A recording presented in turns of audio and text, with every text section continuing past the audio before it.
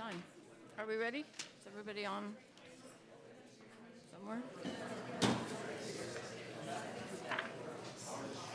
don't know, it just makes me laugh the 15th time you do it.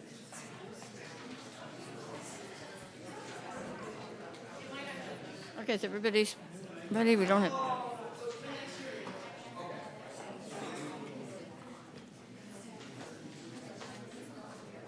Oh, that's who we were missing.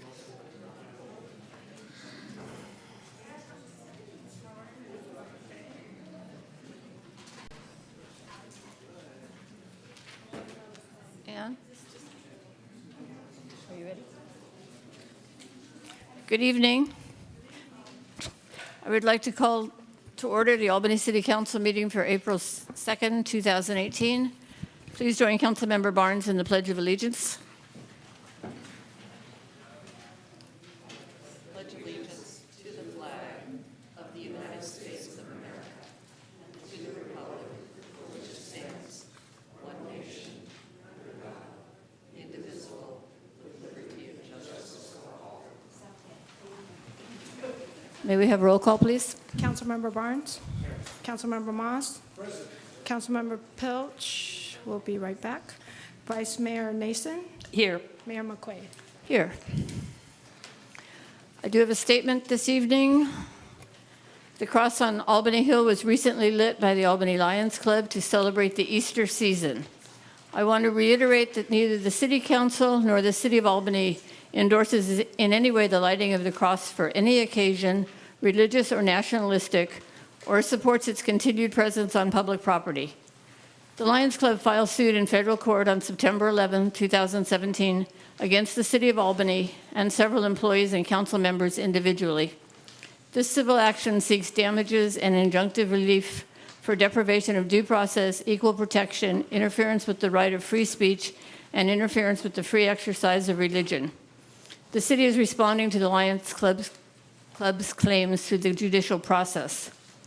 We appreciate the input and support we have received to date from the public, and we encourage you to continue respectfully sharing your concerns with the Lions Club as well as with the City of Albany. Report taken on items of closed session. The City Council met in closed session to discuss a potential affordable housing project that would be located on property owned by the City of Albany, located at the intersection of Cleveland and Washington Street.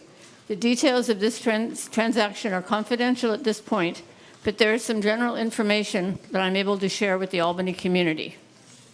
The first step in this process would be an exclusive negotiation agreement with Satellite Affordable Housing Associates Incorporated, an affordable housing developer which has produced many successful projects in the Bay Area.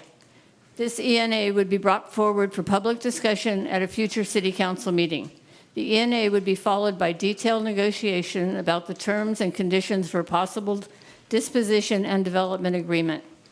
As it moves forward, there will be numerous opportunities for community involvement in the planning process for this project. The City Council is committed to exploring options for creating affordable housing units to serve the diverse needs of our community. And now we have consent. Consent calendar items are considered to be routine by the City Council and will be enacted by one motion. By approval of the consent calendar, the staff recommendations will be adopted unless otherwise modified by the City Council. There will be no separate discussions on these items unless a council member or a member of the audience requests removal of the items from the consent calendar. Does any council member wish to pull an item? Yeah, 5, 6, and 5, 7. Anyone else? Michael? Michelle? Does any member of the public wish to pull an item? Okay, 5, 6. 5, 6 is a resolution adopting updated City Council rules of procedure and order, City Council administrative policies, and the City Council 2017-2019 strategic plan. I've said several times, or I've mentioned several times, my desire to explore doing a turf field at the Pierce Street Park. So I'd like to propose that we include on the strategic plan which is on number 3. Trying to get it to come up here.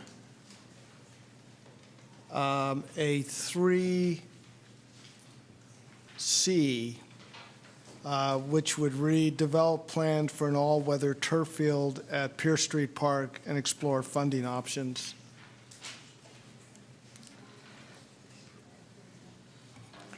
Is that a motion? And I would make that a motion. I'd like to second it.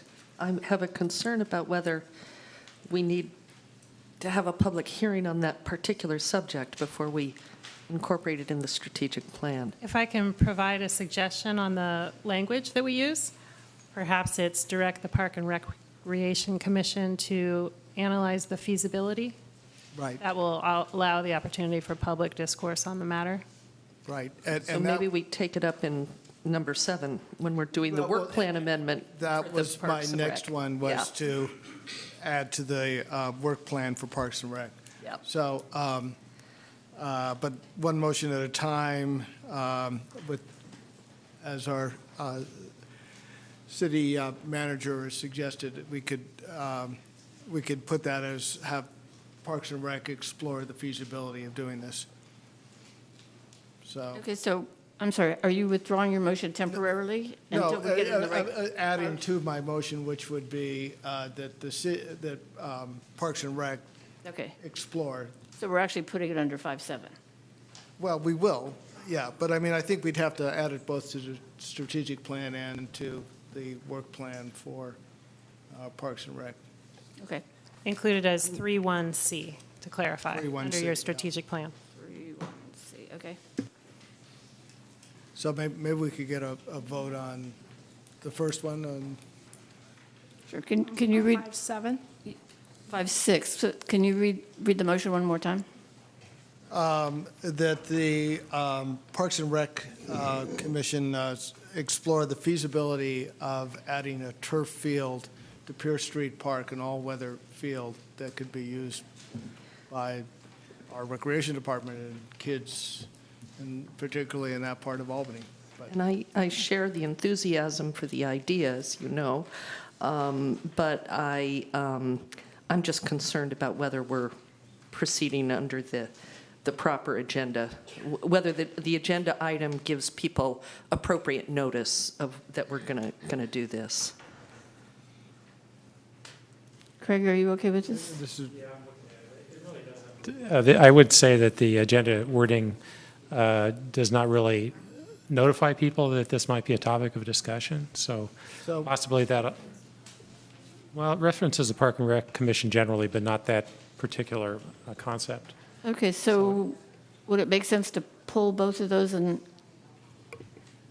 Well, just carry those yeah, two items to the next meeting and then get it on the agenda that way? unless this is time sensitive, that might be better. Or you could vote on these items as presented and then add another item at the next Well, meeting.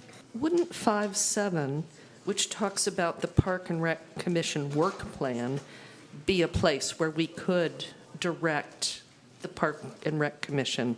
It's just 5.6 that doesn't seem to give notice of this issue, but 5.7 is a notice of work plan amendment. I think we could take up almost any work plan amendment, since we're not really making any kind of substantive decision or amending any of our plans. We're just, Yeah, I think that works. I mean, you're essentially just giving direction to the Parks and Rec Commission to study this issue further, and they'll ultimately, before any action is taken, they'll come, not only have opportunities for public input there, but also bring it back to the council, so.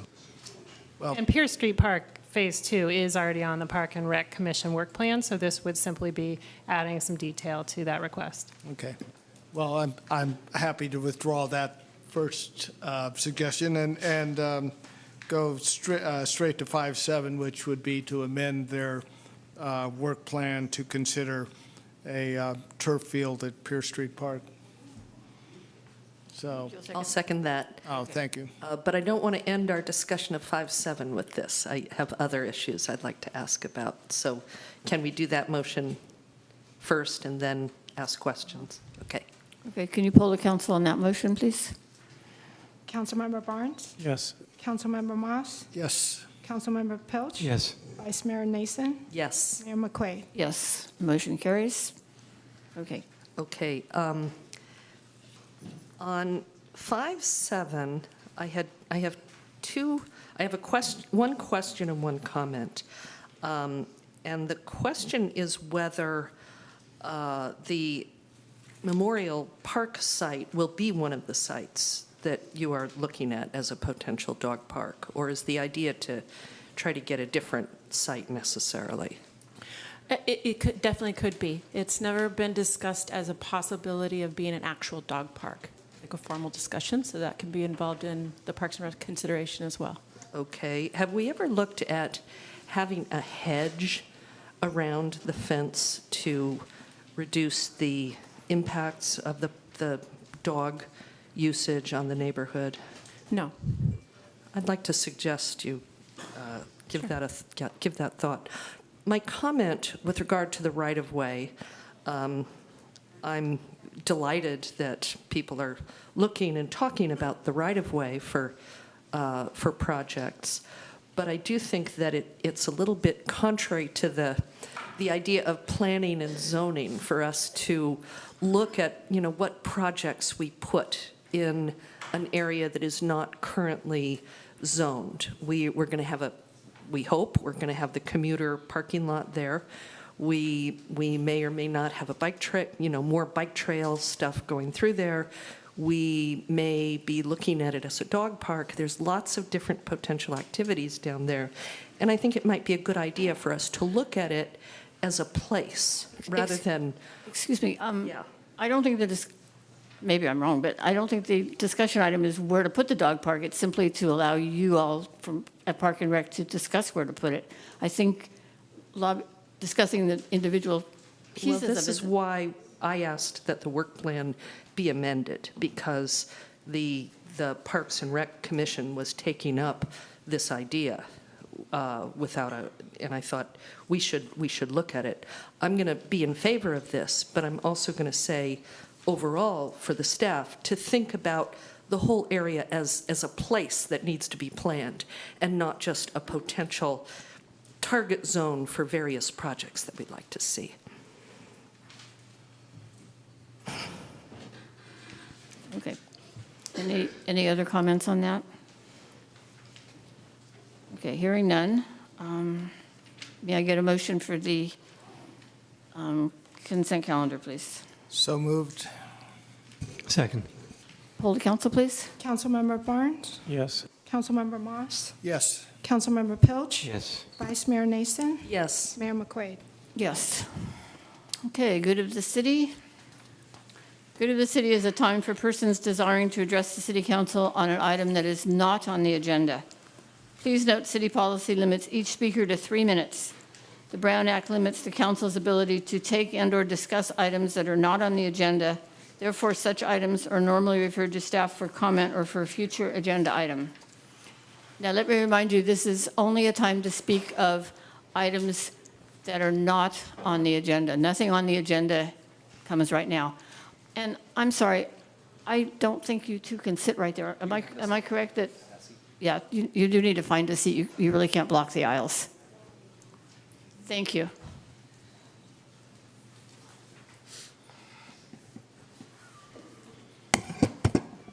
Okay, Jeremiah, go. Good evening, City Council. Good evening, Mayor. Good evening, Albany citizens and residents. Congratulations on your park again, Mayor. I really think that's great for you. It's not my park. It's Peggy Thompson Park. It's Peggy Thompson Park. Okay. Well, I was wondering if we could do a speed survey on Pierce Street, right where the park is, because there's no way to actually get to the park by crossing Pierce unless you walk all the way down to Solano. That's the only safe place to cross Pierce is at Solano, and the park is back up 3 blocks that way. I don't know how it is for a wheelchair to get back up that way, but maybe you could put a crosswalk at Washington or something a little closer to the park. If you're going to have, a bunch of kids playing there, they're going to want to cross that street on Pierce. We got cars flying down there. Okay, so I'd like to give a big shout out to all the volunteers at the Albany Shower Program at the Albany High School. Everybody does a great job there. Jim and Beth and Barbara and Margie for always making home-cooked food for everybody that doesn't get to eat home-cooked food. It's really a blessing. And also, I like to talk about how the Civics Academy this year is canceled. And the Civics Academy, to me, is like the leadership class for Albany. It's like canceling the leadership class at Albany High School. How do you expect the community to grow if you cancel the Civics Academy? I mean, that's in and out of the scenes to learn how the city works. But if you cancel the Civics Academy because you don't get the numbers, that's no excuse. There's no excuse to cancel the Civics Academy. The negative ripple effect is terrible. Nobody's learning about the city this year. I was really excited to take that class. And just because it's canceled is not going to stop me from taking it in my own way. I'm going to the library and I'm going to study whatever I could do. And also I like to talk about school zones. I've been coming here a long time to talk about school zones. We have no school zones in our municipal code book. Albany is all about schools. The slowest speed in Albany is 25 miles an hour. How do you expect it to be safe to drop our kids off at elementary schools when you have UPS trucks and FedEx trucks going 25 miles an hour? If we can adopt school zones as part of our municipal code book as our city, it's a win-win. Jerry Brown will give us a state grant, which is 10 paid crossing guards. And next year, we're only going to have 3 crossing guards. Right now, we have 6, so that poses a problem. And I'd like to take a moment of silence for Tom Malarkey.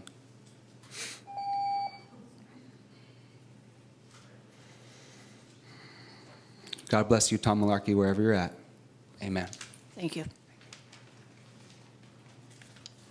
Brian Beal, Benny Fong, and Peter Campbell. Hi, I'm Brian Beal. I just wanted to talk a little bit about the presentation we had a couple weeks ago about ranked choice voting, just because I kind of changed my mind about it afterwards and had a suggestion. I think, you know what, and I feel bad about it because I think Preston and the charter committee spent a lot of time on this. But when I saw the presentation, it kind of seemed like when we had started out with a solution and then we're looking for a problem, and the problem we got that, well, that's not the solution for that problem. So I have a suggestion, I think, because coming out of this, I really thought that district elections were something that would not work in Albany because we would not be able to get enough candidates. And actually, I think, you know, this is something maybe the city should look into.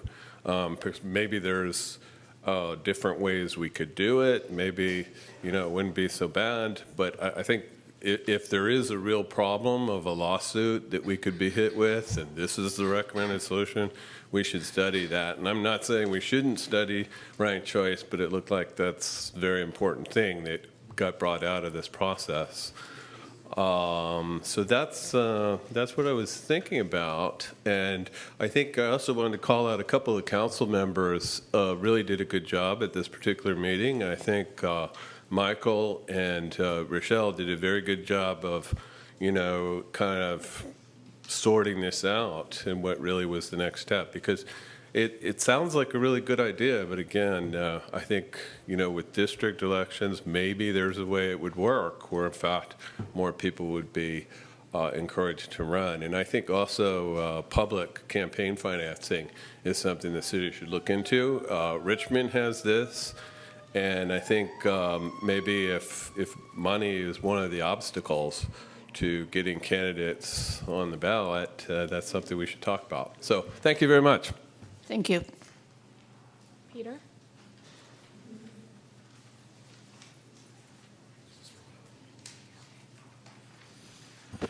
Good evening. I'm Peter Campbell. Losing my voice a little bit, but that's all right. Two things I wanted to mention. One, thank you for working on a new housing project. This is the first I've heard of it, and I'm anxious to learn what it's all about and what's going to be happening there. That sounds like a great plan. Secondly, I want to thank Ann Hsu. I understand she removed the smudge on the wall behind Peter Moss there. So thank you very much. Don't mess up the wall again. Julie? Hi, I just wanted to talk for a second about the new light crosswalk at Monroe on San Pablo. It's very confusing. If you stand there for a few minutes and watch, you'll see a lot of really confused drivers. And I actually stopped and talked to the police department, and the police officer that I talked to wasn't aware of exactly what it looks like. I said he thought it was a flashing red light, but it's actually not. It's two red lights that alternate. And a lot of people just don't know what's going on. And I've tested it out several times, and by the time you get about a third of the way across the street, they start to flash, and cars are not sure. Some cars just like zoom through, some cars stop, some cars... It's amazing, and it feels really dangerous to me, and I would encourage the city to either educate everybody about what it really is for. Apparently it's something called HAWK. I looked it up, H-A-W-K in all capital letters, and it's controversial if you look it up, but at least... or change it to a regular thing where it's either red light or it's a green light or it's a yellow light, and not having these alternating. I don't know if anybody's seen it, but it's red, red, red, red, and people don't know what to make of it. They just don't know what that means. So anyway, I'd encourage you to look into it, and maybe we could improve it. Thanks. Thank you. Could you read 3 more, please? Oh, that's it? Okay. All right.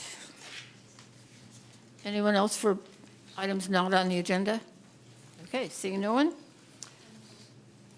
Council member reports on meetings attended, announcements of future meetings, city manager report. Council member meetings attended. Anybody got anything? You do. I did, yes. On Thursday, I attended the Alameda County Transportation Commission meeting, Thursday, March 22nd.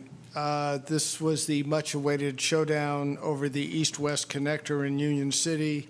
The commission decided to give some funding to allow finishing of the plans, with a strong recommendation that they add more usable bike lanes to the project. And on Wednesday, the 28th, Waste Management Board meeting, the two main agenda items involved, one, paying down their CalPERS liability with a lump sum payment, and also a long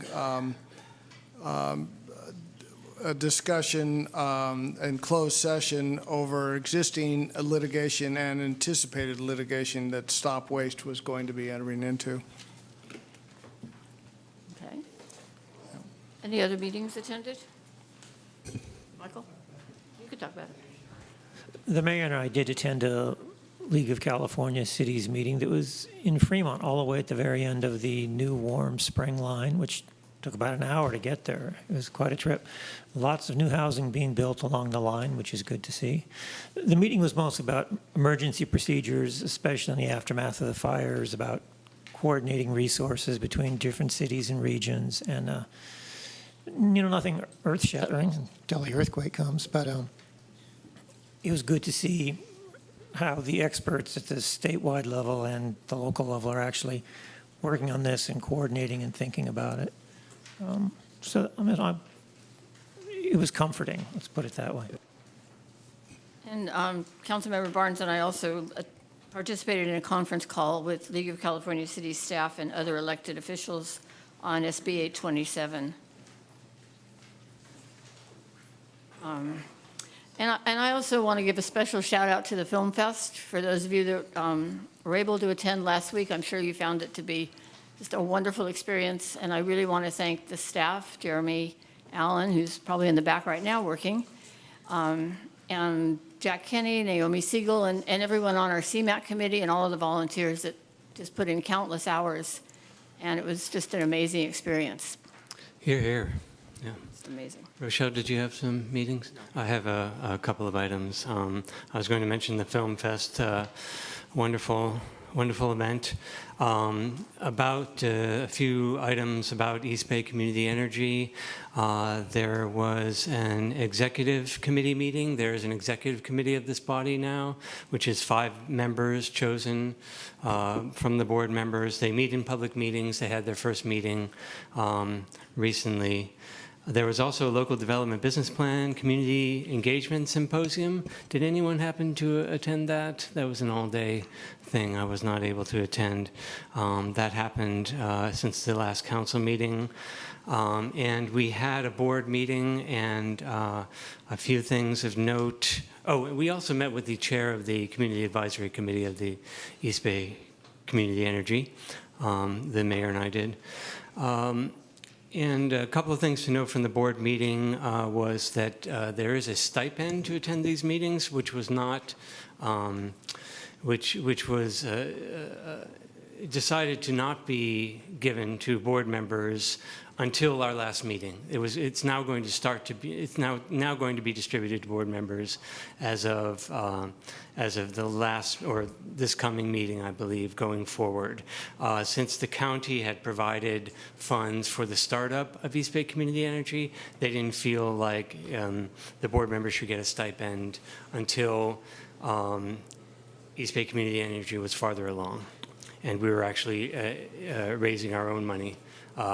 Through loans, it turns out, at the moment, but soon through our own revenues.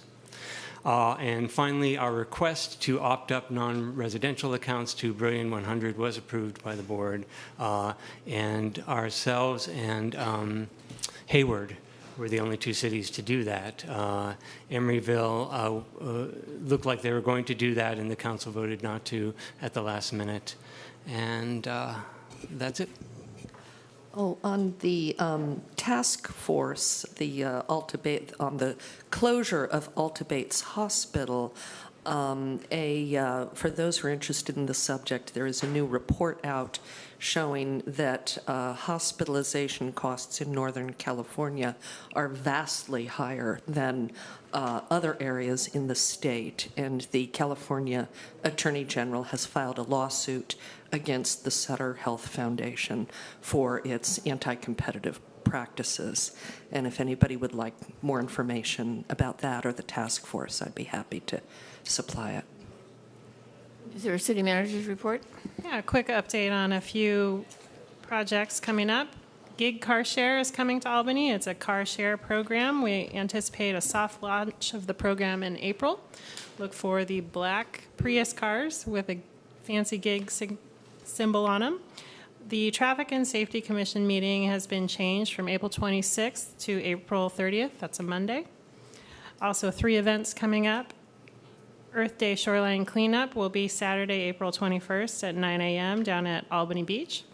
We will also have a sea level rise educational event by Citizens for East Shore State Park. There is a children's summer camp preview, which will be held Sunday, April 22nd at 10 a.m. at our community center. It's a great opportunity to figure out what camps you can sign your children up for this summer. And also, Coffee with a Cop will be held at Hal's Coffee on Solano, Tuesday, April 24th at 8 a.m. It's a great opportunity to get to know your community police. Great, thank you. Okay, that brings us to the public hearing. Rent review ordinance, first reading. And even, Isabel, before you start, I just want to remind you all that there are a lot of people here tonight. We want to listen to everybody. And as we go through this, you're probably going to hear some things you like and some things you don't like, but please be respectful of everyone and allow this to be a full discussion to enable the best possible outcome to emerge.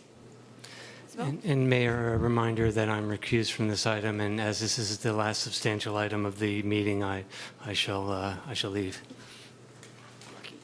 Okay, thank you. Good evening, council members, Madam Mayor.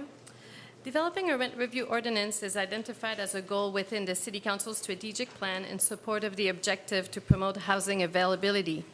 Over the last several months, the City Council has been receiving information and providing direction on the implementation of a non-binding rent review program. The current action before the City Council is to conduct the first reading of the rent review ordinance and to receive an update regarding outcome of the task force meeting to discuss the draft rent review ordinance. On January 8, 2018, the Council directed staff to develop the first draft of the ordinance and review by a 6-member task force consisting of 2 members each from the Social and Economic Justice Commission, Albany Property Rights Advocates, and Diverse Housing Working Group. The task force was to meet up to 2 times. Staff was to collect input and report to Council on areas of consensus, disagreement, and provide a staff recommendation. 2 dates were originally selected for the task force to meet, but due to unforeseen circumstances, the first meeting was canceled, and the task force met on March 20th, 2018 for about 3 hours. The task force reviewed and provided input on all key program elements proposed in the ordinance.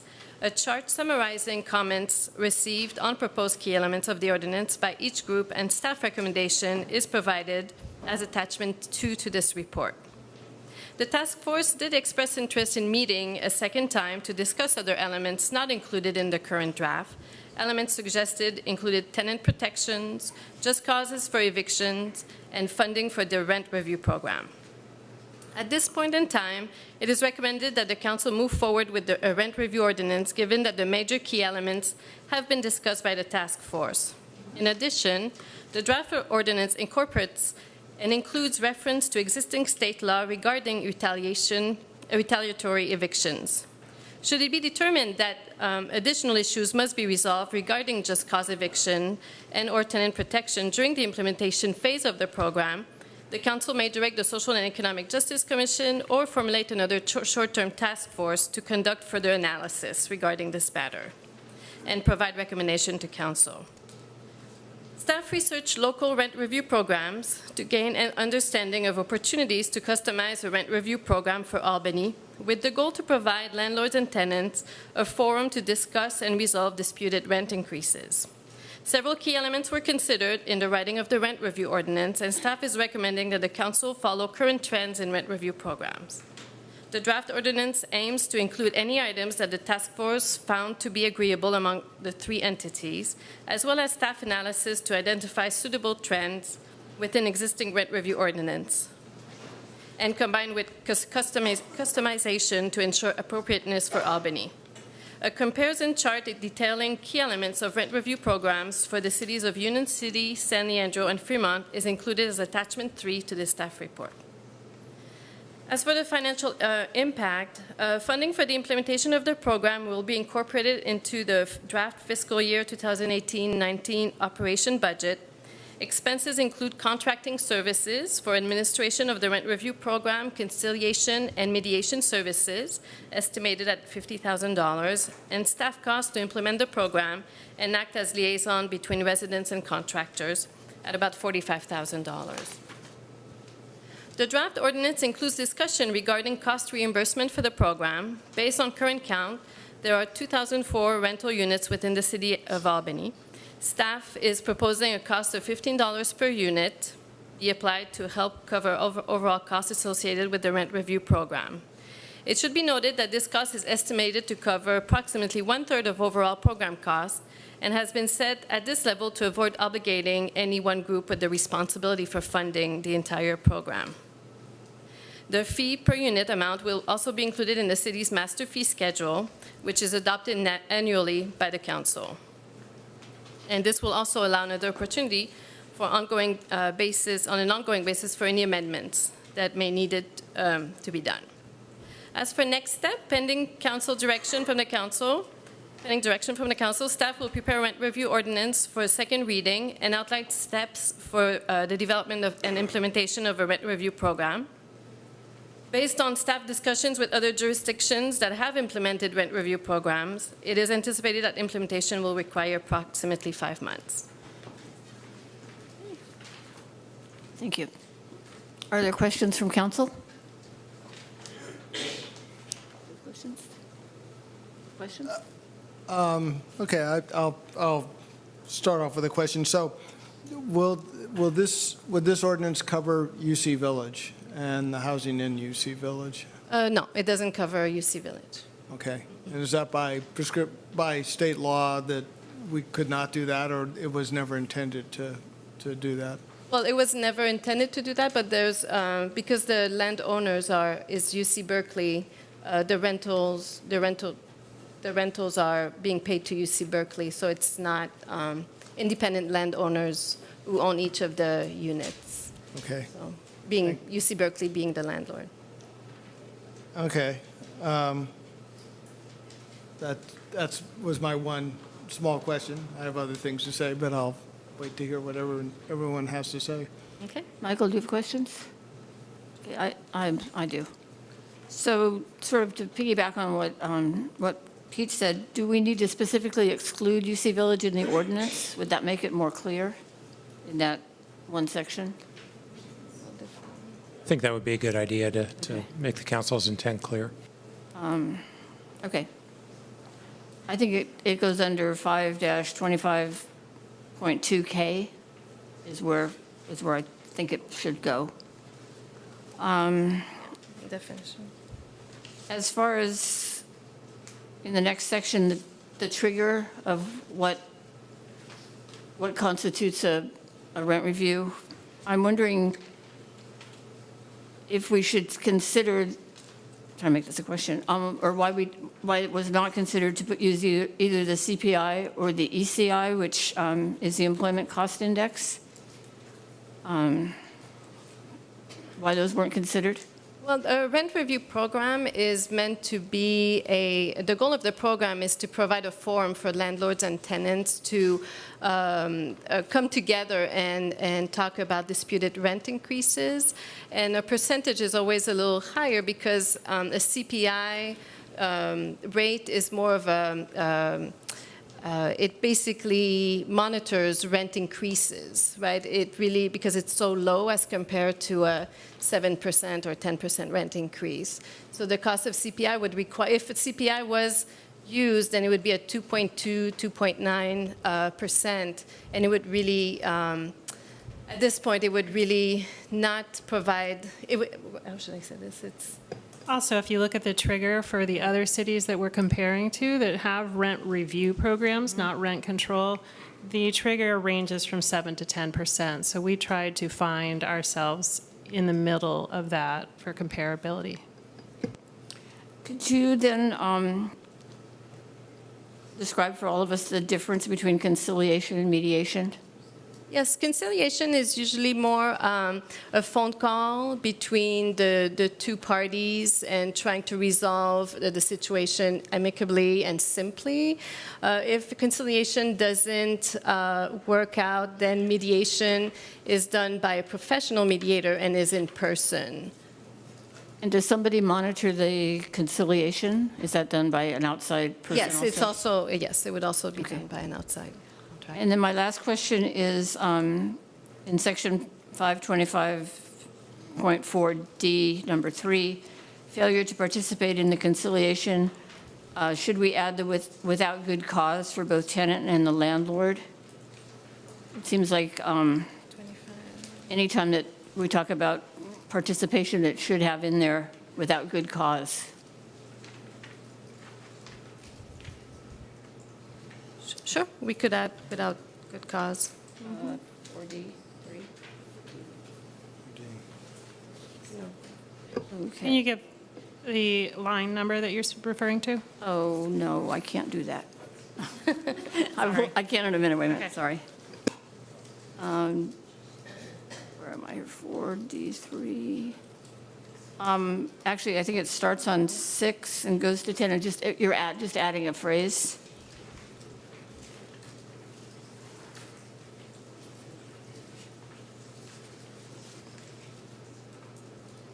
Nicole, I can email it to you also. And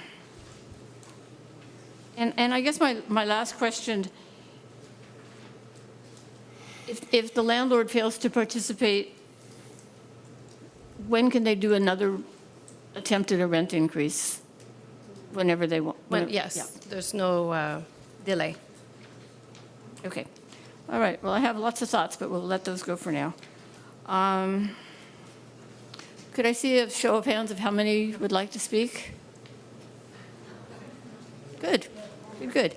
I am going to limit it to 2 minutes tonight. There's a lot of you here. Please try not to repeat previous speakers. You can agree, make some new points, And I also want to remind you, again, of the rules of decorum. Be respectful of each speaker. You need to address the council and not the audience. And remember that we don't do applauding. We don't do any negative comments or noise. We want everybody to feel like they're really welcome and that we want you to feel comfortable speaking, no matter what your perspective is. Don't want anybody to be intimidated by audience comments or reactions. If you haven't yet turned in your speaker card, please be sure at some point that you do that. And Ann, can you call the first three? And we'll call you up in groups of 3, and then if you could line up over there, we can move through this fairly quickly. Margie Marks, Leah Burrow, and Kirk Schumacher.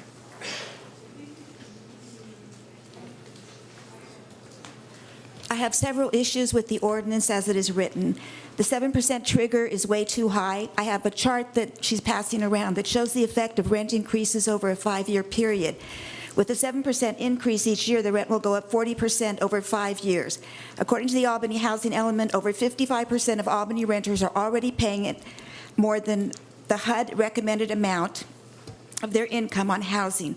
If you look at the chart, the trigger amounts, that's the other chart, of other cities, the 7% is at the high end. It may work in cities like San Leandro, where the median rent is lower than in Albany, in fact, by about $900 a month. But for Albany renters, many are already at the limit, and it will limit their ability to stay here. The second issue is the pass-throughs. Excluding the pass-throughs just makes the ordinance more confusing. First, it doesn't define them, so it confuses landlords and tenants. Second, if you look at the ordinance, it says that parking and storage are pass-throughs. These are 2 items, unlike utilities, the landlord has complete control over, and there's no reason they shouldn't be included in the rent. There is a lifeline, in addition to what Peggy mentioned, in the ordinance for landlords that is not included. We want it extended to the tenants.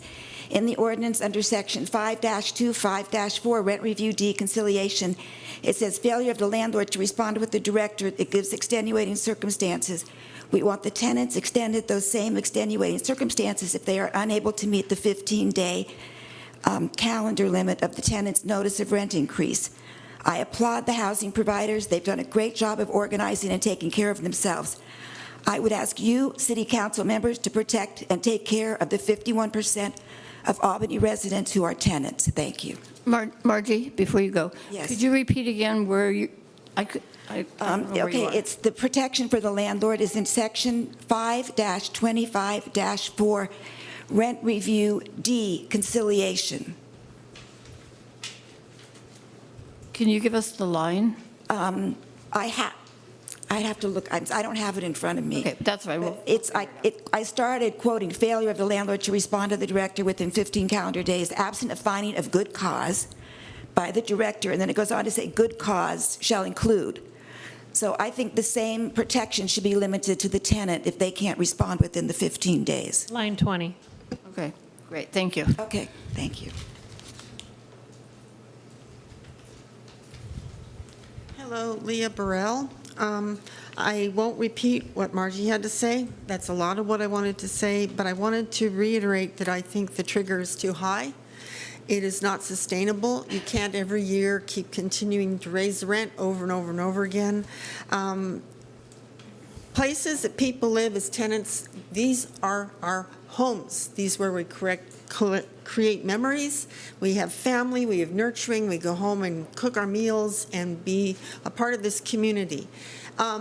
Annual rent increases frustrates that process. It creates a lot of stress for renters. They have to go out and get a second or a third job to support the retirement of landlords. And I think that a balance needs to be struck. Somewhere in there, we need to follow other trends in our communities. Adjacent cities are doing, tying the increases to the CPI, and I really think we need to focus in on that. I don't know the exact figures, but people who earn money are not getting a 7% wage increase every year. I think that CPI is more realistic for people's incomes. Not everybody who lives in Albany has got a lot of money. Putting tenants out because they can't afford the increases disrupts the complexion and the character of Albany. Students, children have to leave schools. Neighborhoods are disrupted because people leave because they can't afford the rent anymore. I really want to council to readdress this about the rent increase trigger. I think we need to back it up a lot to function in the real world of real tenants who support the retirement and the building of a portfolio for the landlords. I think tenants deserve that respect. Okay, thank you. Thank you. Next three after Kurt would be Jeremiah, David Hertzer, and Karen Gordon. Hi, my name is Kirk Schumacher. By way of background, I have math and economic degrees from Stanford. I have a law degree and an MBA from University of California. I've been a California real estate broker, currently inactive. I'm a Florida mortgage broker, currently inactive. I've been a Albany landlord for over 45 years now. I have about 450 tenant years of landlord experience. For those of you who haven't done the math, that's about 5,400 monthly tenant rent decisions that I have made over the last 45 years. The appropriate rental decision that this board would be taking would be to determine, I think, what the fair market value is for a rental. In the 5,400 decisions I have made about whether to raise the rent for this tenant or that tenant or some other tenant, I one time thought maybe I'll raise the rent a little bit over fair market rent because it'll be more of a hassle for them to move than to pay a few extra dollars. Within 30 days, they were out of that unit. I had a vacancy. I had to do maintenance. I had to do painting. Landlords do not want vacancies. Landlords do not want to charge more than the fair market rent because it just doesn't work. The appropriate thing for this rental review board, if you persist in thinking it makes any sense to have, is for them to determine the fair market value. What somebody has in the way of a mortgage is irrelevant because there are some people who've just bought a building, others who may have paid off their mortgage over the years. Tenant hardship, you know, if somebody decides they want to support their West Virginia cousin in their third opioid rehab, that's no reason why they shouldn't pay an appropriate rent. I think that that fair market value should be the only criterion for deciding what the appropriate rent is. Thank you. Thank you. Jeremiah? David Hertzer?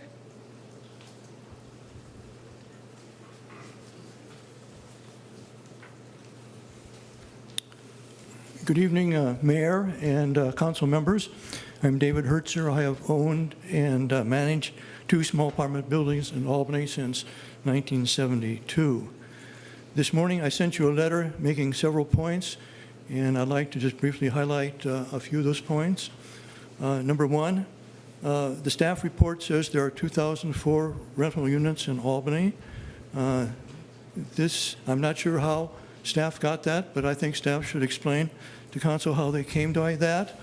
The census material in the Albany housing element indicates that in 2010, there were 3,811 rental households in Albany. Deducting the 974 units from UC Village, you come up with 2,837 units subject to the ordinance, which is about 42% higher than the staff figure. The 2004 figure should not be used to calculate costs, and staff should go back and take another look at that. The second point was one of the questions that the mayor asked, and that was the ordinance as it presently is written includes all the rental units in UC Village, which is about 974 units. Unfortunately, I was sitting in the back. I did not hear council's response. But I would think that the ordinance should be as clear as possible, and as clear as possible, it should expressly say does not include UC Village rental units. Third, market rent should be a factor in the mediator's decision as to what is a fair rent. And this factor is included in the Fremont rent ordinance, which you have a copy in your materials, and it was not in the Union City ordinance. I suggest that you look at the materials and include that factor in the evaluation by the mediator. Thank you very much. Thank you. After Karen would be Kathy Deal, Benny Fong, and Moshi. Hi, my name's Karen Gordon. I've lived in Albany for about 12 years, in the Bay Area since 1976. And our rent had gone up $50 a month for the first few years. Then it bumped up to $150 a month.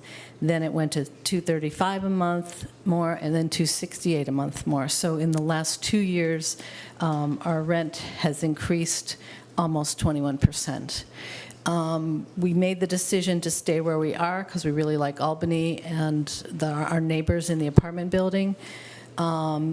But we're concerned when our next lease comes up that we might have to leave, and I don't want to leave. I would also reiterate that 7 to 10% is way too high. If you want to maintain the people that are currently living here, I would suggest 4% or 5% at the most. I guess that's all I have to say. That we have had families have to leave our apartment complex several times because the rent got too high. And, you know, I understand that there was some concern that there would be rent control, and that's why we were bumped up so high the last 2 years to kind of get some kind of a baseline for if there was rent control. But, you know, we've dealt with our landlords about that. But again, another 7 to 10% increase is much more than we would ever be able to make at our jobs. So $503 over 2 years is quite a bump per month. Thank you. Thank you.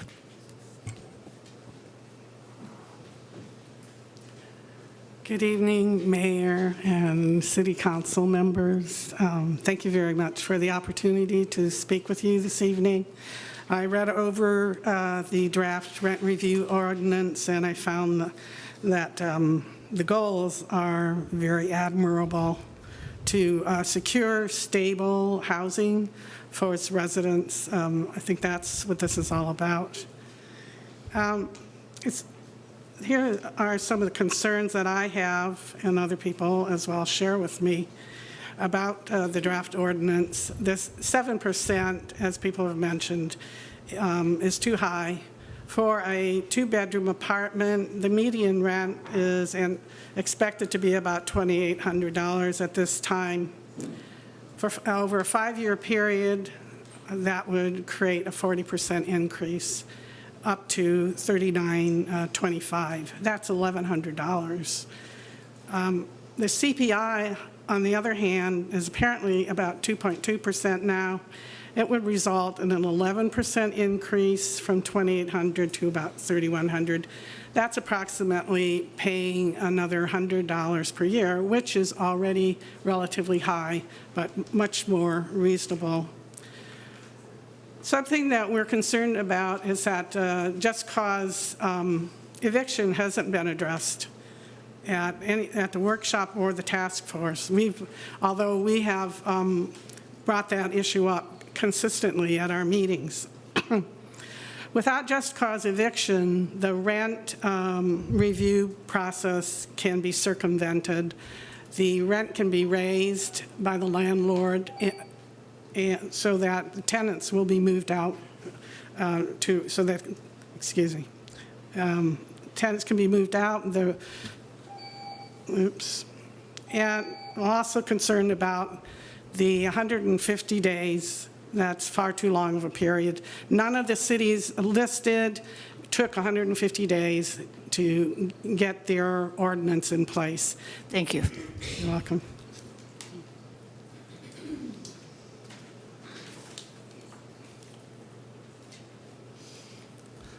Hi, good evening. This is first time I speak on on any meeting. Well, welcome. I moved to Albany about 15 years ago. Both of my kids grow up here, and I like this place out of Palo Alto, Sunnyvale, all those places, because here people is friendly. You go down the street, you meet people, they smile. I love my block in Talbot. Everyone's friendly. We have all kind of people, and we all get along. But I feel once you put in the rent control, then you pretty much forcing people to subsidize one group against another. You are starting a fight, a divisive in Albany. And that's not I want to see. Plus that, plus once you start that, the person who move in to, for example, could be a lawyer, move into to a room, and he can stay there for 20 years, and he paying, what, $1,000, $1,500 now? And I have no idea how people said 2-bedroom right now is $2,800. Go to Craigslist, it's around $2,000. $2,000, $2,200. And so those numbers, I don't know where they're getting from, but I think the fair one is to go to Craigslist. That's where everyone look for housing. I mean, if you look for like a, online website, that's not right. So I feel that I had to speak out this time because I truly love this city. I'm very proud of staying in this city, and I don't want we have a big fight here. And most of the people live in this city, we are not rich. We might have one home to rent it out or something, but by all means that we can retire on that. And people say they subsidize for us the retirement. Come on, if you can retire, you don't live in Albany. You live in Sunnyvale. So that's what I want to say. I mean, I truly love this city, and I don't want to see it get destroyed, like Berkeley or San Francisco. Thank you. After Moshe is Brian Martin, Jane Luncheon, and Peter Pan. Yes. My name is Moshe. I live in Albany for about 35 years in my house. I would like to say that I don't have any affiliation with any landlord in town. Actually, I don't know many people in town here. I don't own any units in town other than my own house. I have a great sympathy for the elderly. That what I heard here about that they deal with the difficulties of rent control. But this is one side of the formula. The other, I heard that landlords are supposed to pay $50 per unit for this, and I asked myself, why landlord has to pay for that? This is a public issue. Why the burden is on the landlord themselves? Why it's not the entire people in town carry the burden? And besides, I would like to talk. I read tens of articles within about the last 4 or 5 months about the rent control online, and I found out that about Berkeley. I take Berkeley as an example. In the first 10 years of the rent control in Berkeley, the city lost 1,200 houses. 40% of the apartment units of 9,600, I think, or 9,300, 40% of that. And then a city the size of Berkeley with 100,000 population has to have a new unit built at 250 to 350 a year in order to keep pace with the growth. Let's average it on to 300. In 24 years, the city has built 8 units. No one wants to build in the city that has rent control. You add all these figures, the actual loss and those that were potentially lost, it's 12,000 units. 12,000 units with 3% per unit. You have 36,000 people that could live in the city, and they don't. Thank you. Sure. I'm Jane Lundeen. I'm an owner of 3 small buildings in Albany starting 30 years ago. And I came to congratulate the council on considering a middle way here, not trying to force landlords to live on a 2.2% annual raise, and not just letting it go, providing some support for tenants too. Of course, 7% every year would drive people out of their units, but that, as I understand it, is a threshold, and you're trying to put conciliation or mediation in for the serious cases, it seems like a good place to start. And I also want to follow up on the person who spoke a couple before me. There really is a market here. You read about these astronomical rents, and I said to my manager, oh, well, we ought to try $2,000 for this newly renovated one-bedroom we have. Well, we didn't get a single call, and we rented it. We got applications and rented it at $1,750. It's a nice unit. It's not renting for $2,000 or $3,000, in spite of what the newspapers say. Thank you. After Peter would be Julie Winkleson, Jim Beller, and, Brian Beal. Hi, my name is Brian Martin. I'm a 13-year resident and a small landlord, own a duplex. And I wanted to thank the council for getting input from different stakeholders on this. I do think an ordinance like this is one part to address a need in the community. I had a few suggestions and concerns. One is it says contents of notice, all notices shall be in writing, shall be mailed or delivered in person. And I'm wondering if email can be added to that. We've always emailed our tenants just about everything. And then that's 5-25.3 Part B. The language for what the notice should say at the very end of that, it says under Civil Code section blah, it is illegal for a landlord to retaliate against a tenant for lawfully and peaceably exercising his or her legal rights. And it ends with a period. I think it would be nice to add including the right to rent review to specify that that particular thing is protected. I live near the Orientation Center for the Blind, and so when people were talking about excluding UC Village, I don't know how the Orientation Center deals with its people there, if they're tenants. If they are, they probably need to be excluded too. The fee says the landlord pays. I know in some cities it's split with the landlord and the tenant, and I would recommend that to run the program so that it hits everybody if the rates go up. There's also a typo in that section. It says residential shall pay, which doesn't Brian, make sense. excuse me, can you tell us where you are? I'm sorry. It's under miscellaneous 5-25.5. 5-25.5 miscellaneous part B2.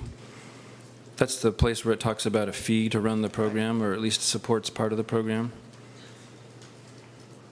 And where's the typo? Typo says landlord of each residential shall pay a fee. Okay. It's missing a word or something. Residential unit. Thank you. Property. And then would just like to make sure this isn't the only way that the city is helping out with housing, and would like to hear other ways the city is helping encourage more development, either Brian, cottages or other. You've gone over. Thank you.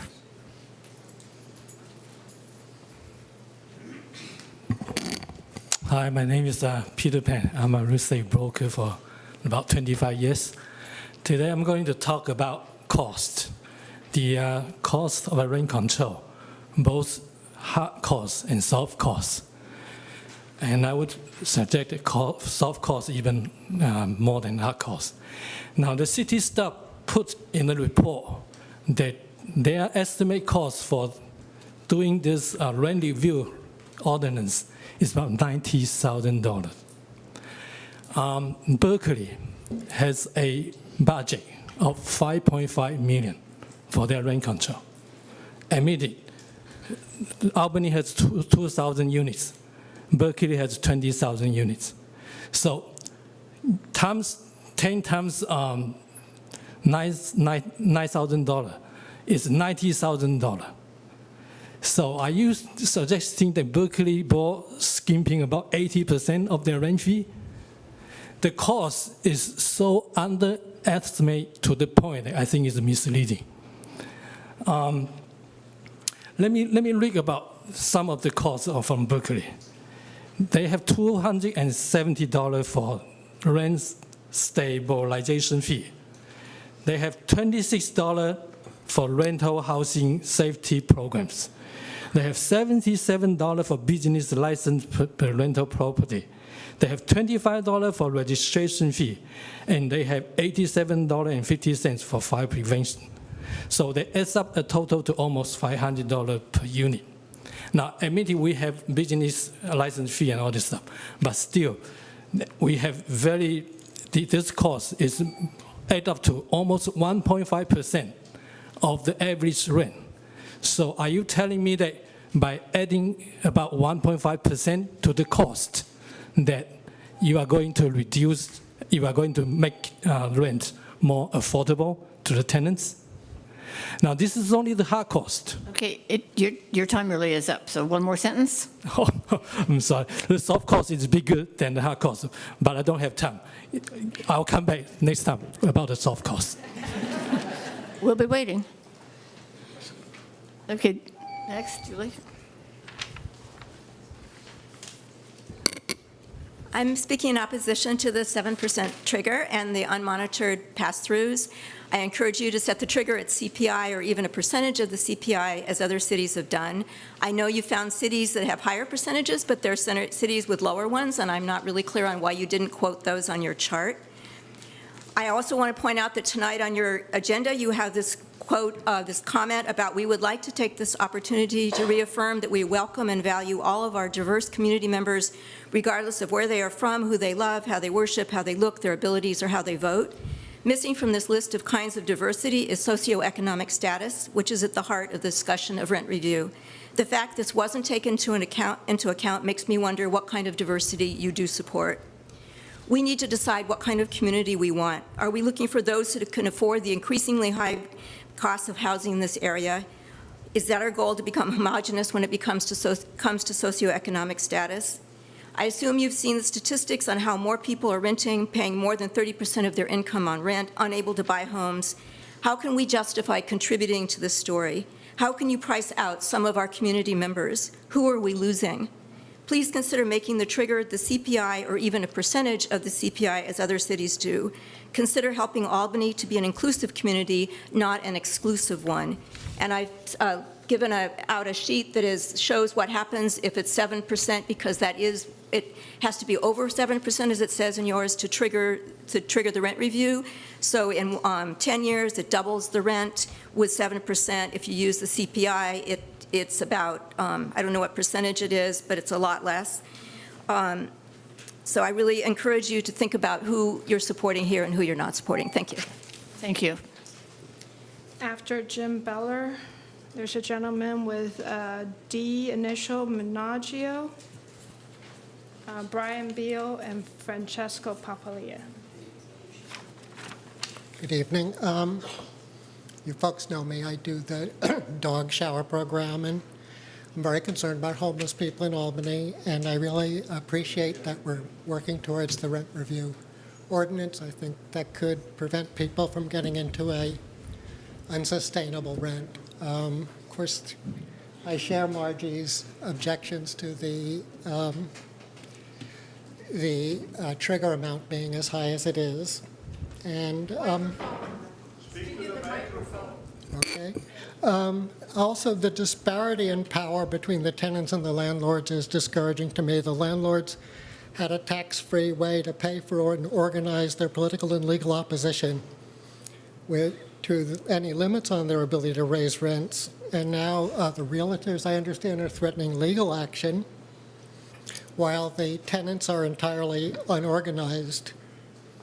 And I think that the current draft reflects this disparity, that the people from APRA walked into the task force meeting, for instance, knowing everybody by name, and the tenants don't have an equal voice because they don't have the equal familiarity, and they don't have the equal capital, and they don't have the equal level of organization. But thank you. Thank you.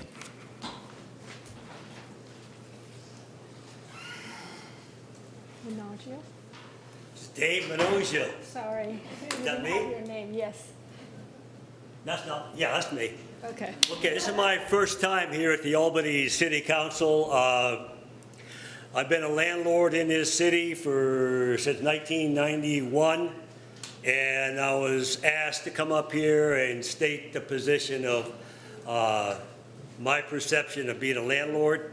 It's obvious to me that a lot of folks here that are tenants are paying a lot of money for rent.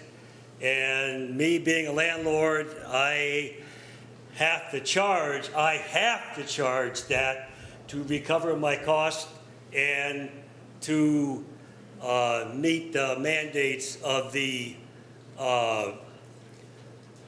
federal government to charge a certain amount of rent in this city for the units that I have to be able to write off my expenses for those units.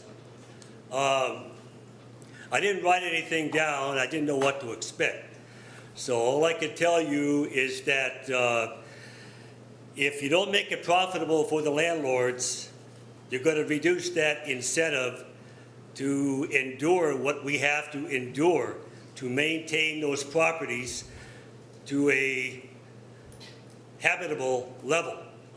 When that comes, I could see some landlords selling their property and rents will automatically escalate just because of the principle of supply and demand. I spent several $1,000s on one unit this year. I spent several thousand on another unit last year. The taxes have gone up, the property taxes have gone up. The cost of the business license that I buy from the city of Albany, that has gone up. And you know, the cost for services from plumbers, carpenters, and stuff like that, all these things have gone up. And the bottom line, the absolute minimum amount that I must charge in order to be able to write off those expenses is what's dictated in my tax laws. Thank you. I'm all done. Say to me. Hi, I'm Brian Beal. I don't want to get caught too much in the weeds with this, but what I wanted to say, I think it's real important for landlords and tenants to understand the other person's viewpoint or the other, I would say, party's viewpoint, because right now both are really caught in a difficult position. We talked about the trigger. Some people said 7% was too low. People I've talked to have gotten rent increases of over 10% and have gotten them persistently. I've seen people leaving my block. So my concern on the one hand is seeing the character of our community, that there's no stability for our families because your kids are having to leave town, go to another city within a year. I don't think that's good for your kids. But on the other hand, a landlord buying a new building, in order to be able to make it work, he's going to have to raise the rent. But keep in mind, California state law requires that cities can't pass a law that denies the landlord a reasonable return on his investment. So that said, I think what's needed here is to go along these lines of getting people talking to each other. But I think what we need to be real clear about is this rent control or not? And I think one of the things throughout this discussion is drifted into rent control. So if we're saying it's not rent control, then it cannot limit the amount that people are charging. So I'm a little bit worried about some of the fees, or that it's not effective if, that said, but again, I wanted to thank everyone for their work. And again, I think it's important for people to see each other's viewpoint and have a forum for tenants and landlords to talk about things. Thank you. Thank you. After Francesco will be Elaine Stelton, Peter Campbell, and Pang Cao. Good evening, Council. Let's make it clear that the issue of using the CPI or a percentage of the CPI is a terrible idea, and it's a terrible idea because that's the number that all of the cities that use rent control use. That's why we don't want it. So if you stand up here and say we should use the CPI, that means rent control. That's what the other cities call rent control. The present draft of the rent review ordinance appears to be in large part a word-for-word copy of the Union City ordinance. Union City, it has 4 times the population, is around 10 times our size. And Albany is not Union City. In the draft ordinance, it says findings. The City Council makes the following findings in support of approving this ordinance. The city has a substantial governmental interest in regulating the relations between the residential landlords and the tenants in order to increase certainty, stability, fairness, etc. This is an exact copy of the Union City ordinance. My Albany does not consider a substantial government interest in regulating relations, nor do most of the mostly mom and pop owners here. If anything, this ordinance treats all housing providers the same, and they're not. They're all individuals, and they're showing it tonight, and you're treating them all the same with the same brush. And I have seen Mayor McQuaid take great pains to carefully word the document about what kind of Albany she thinks that we strive to be. And this draft does not represent the kind of city we aspire to or that we are. I don't think we should reuse a unproven and untested program of Union City. Thank you. Thank you. Elaine Stelton?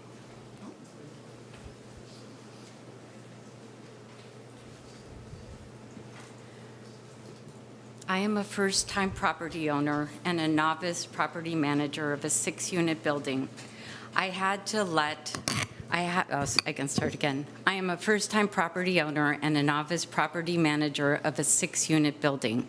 I had to let go of my property management company that had managed my mother's building during the last 18 years of her life because I could not afford to keep them. I have done a lot of on-the-job training, and thankfully, I have received a lot of help and guidance from my fellow APRA members.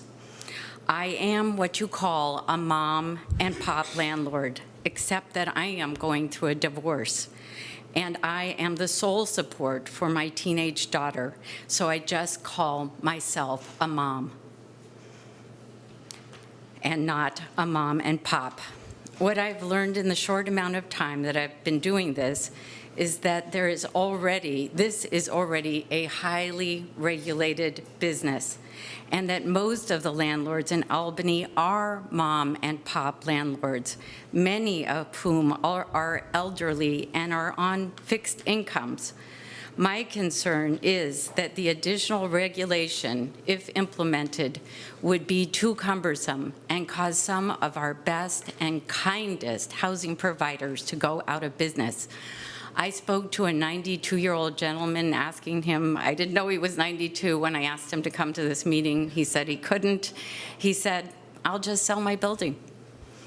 As I mentioned, this is already a highly regulated business, so much so that I don't feel comfortable leasing my own units when they become available. I have 2 units on the market right now. One of them has been on the market for months, and I've not been able to rent it. Thank you.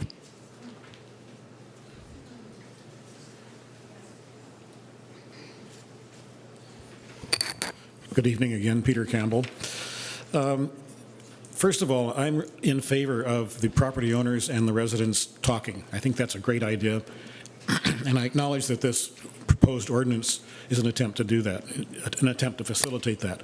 I think that's good, but I have a few questions about the ordinance, and I wanted to pose these questions. First, it says any unit in Albany will be subject to this rent review process. I'm curious, it doesn't really say what constitutes a residential unit. Is that a single-family home? Is it a condominium? Is it a B&B rental? Is it somebody renting out a room in their house? It wasn't clear to me exactly what was going to be covered by this ordinance, and I would hope that that could be clarified a little bit. Secondly, has to do with information that will be collected by the city along with the registration. And it doesn't really say what type of information will be collected.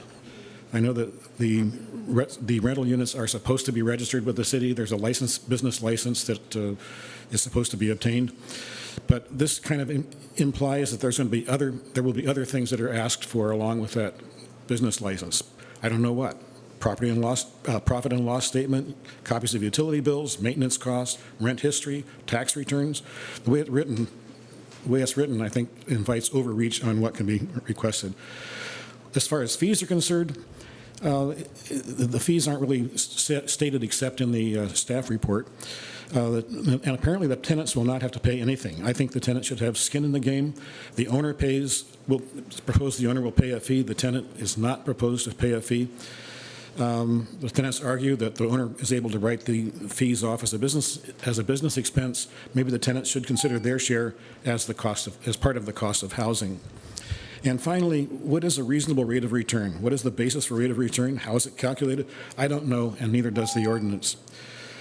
7% trigger is a trigger, but it's not guaranteeing automatic 7% rent increase every year. If you do that, pretty soon you're going to be pricing yourself out of the market.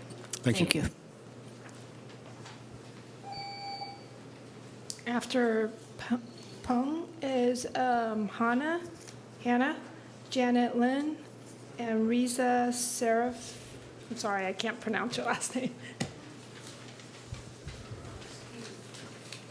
Good evening, council members. I'm a small property owner in Albany. I own a small apartment building here. I have a lot of concerns about this rent review program for following reasons. Number one, I think this rent review program will make the small landlords to have less incentive to rent out their property because of the work involved with the rent review and the mediation on this rent increase. So this will reduce supply, and that will be a big problem for the housing shortage in the area, because I think the increasing supply is the only solution to really tackle the housing shortage in Albany. And this program will do the opposite, will reduce supply and not increase supply. Second thing is, I think the rent review program will increase the cost of doing business in Albany.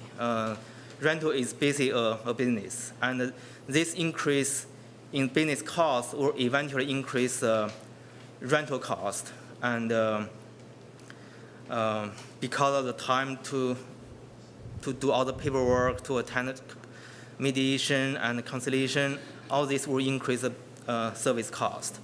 Number three is I'm opposed to this fee completely paid by landlord. I think it should be split between the landlord and tenant. I think that's it's an unfair burden on landlord to pay all the fees. It should be shared by both parties. And the next point I want to make is that I have several two-bedroom apartments, and none of them rented at more than $2,200. So I heard some number like $2,800. I think that's not realistic. $2,100 is more like a market rate for the two-bedroom apartment. Thank you. Thank you.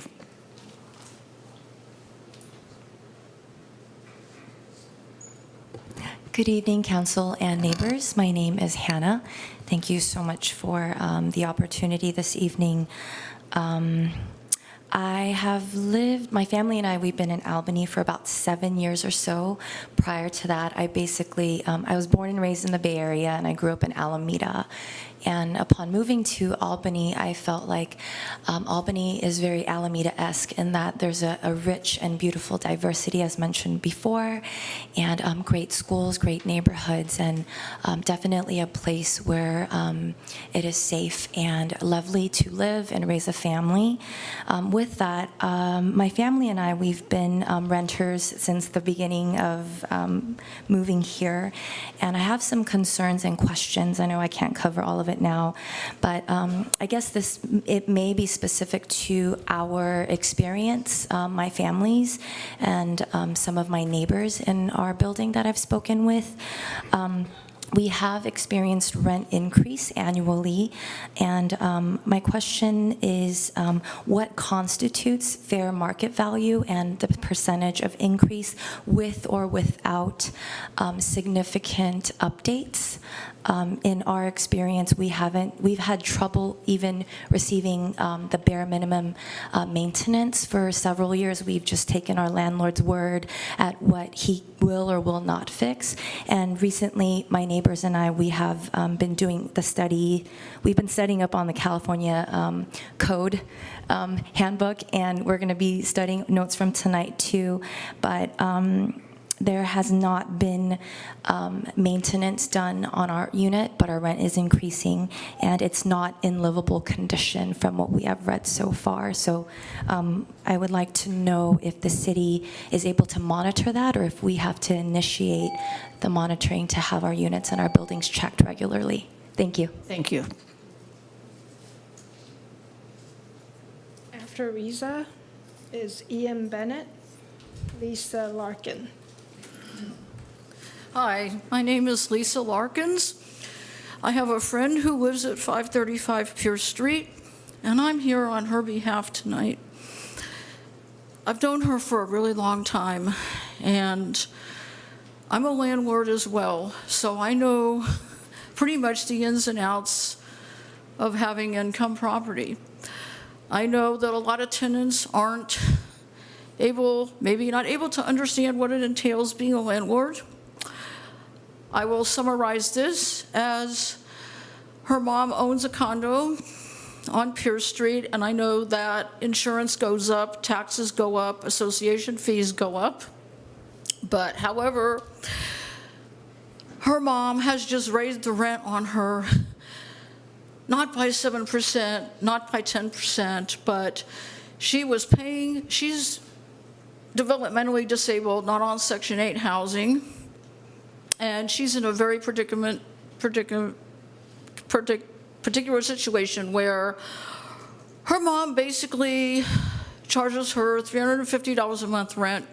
She recently got a rent increase. Her mom now wants her to pay $2,350 a month rent. I didn't do the math on that, but I think that is totally outrageous.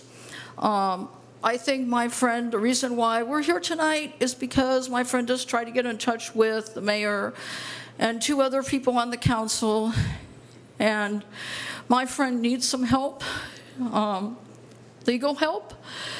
She can't pay for it. She's developmentally disabled. Her mom's trampling over all her rights, and I know this, and I'm trying to help her. So I would appreciate anyone on the council being able to reach out to her and give her some help. This is all I can say on this, and I thank you very much for your time. Thank you.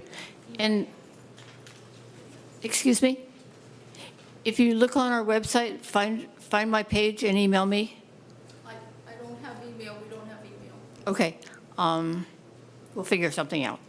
Thank you. Only just to talk.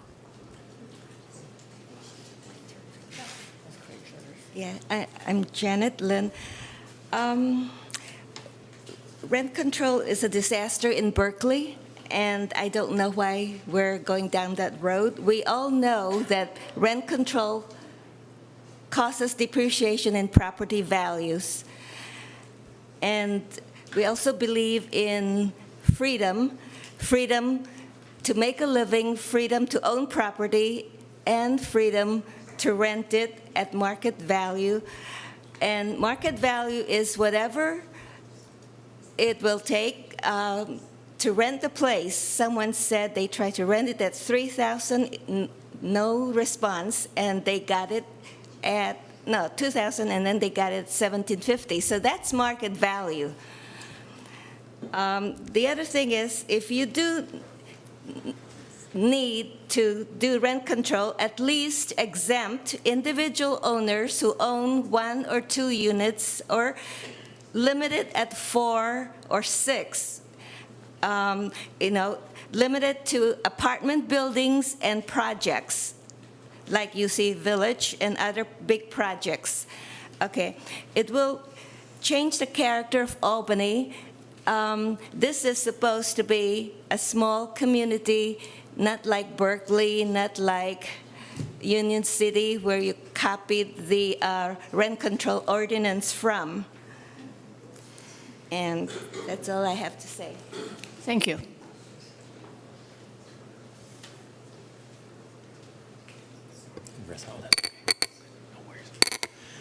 Hi, everyone. My name is Reza Sarafinejad. I wanted to thank all of you for your time and for being here in what seems to be a very contentious debate. But I also want to say that we really all are on the same side here. Rent review, as we're calling it, rent review, the reason why so many property owners take exception to the idea of even implementing rent review is because it is a slippery slope, and it would not be very difficult at all to go from rent review to rent control.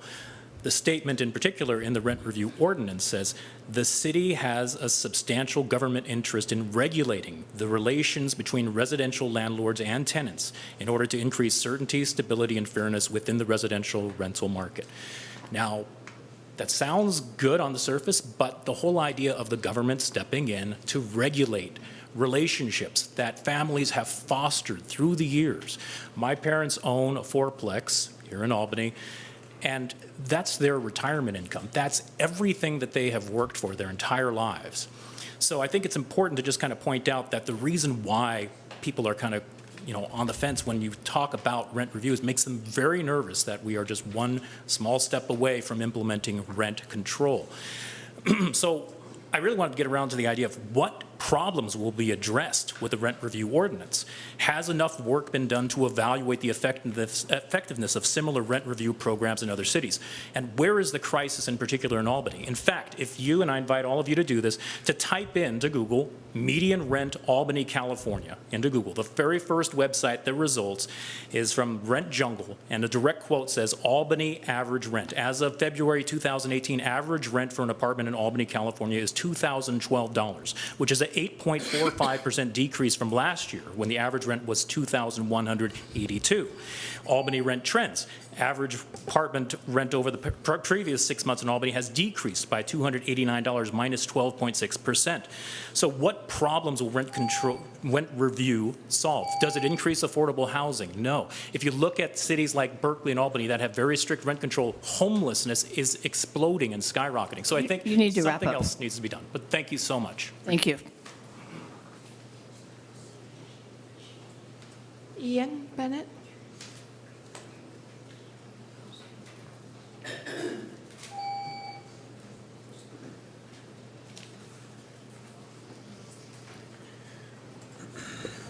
Good evening, ladies and gentlemen, and members of the City Council. My name is Ian Bennett. I am one of the members of the Board of Directors of the Albany Property Rights Advocates. And as many of you know, I'm also a real estate and landlord tenant attorney. I'm also a tenant. And I do not support rent control or just cause for one very simple reason, and that is because it destroys communities.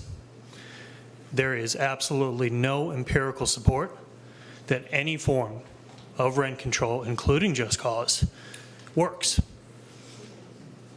When we started this discussion about a year and a half ago, one of the main selling points for our organization to get on board and consider lending its support and participation to the formation of a program was the finding of information.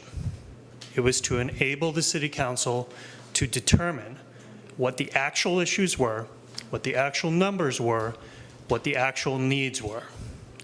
While we have done an excellent job in furthering that discussion, I firmly believe that it is premature for the Council to take any action or make any decisions tonight without additional inquiry into important issues, such as the application of certain binding elements of the program, such as denial of rent increases for failure to participate. As against Costa-Hawkins, I firmly believe that is something that the City Attorney needs to review and report to the Council upon. I also believe that there are a number of ambiguous terms in the proposed ordinance, and even though Isabel has done an excellent job with an initial draft, I believe that the council needs to direct a task force to undertake targeted and strict discussion over additional points to report back to the council for further consideration. Thank you. Thank you. Yvonne Tam, Anthony Wong, and Shane Wai.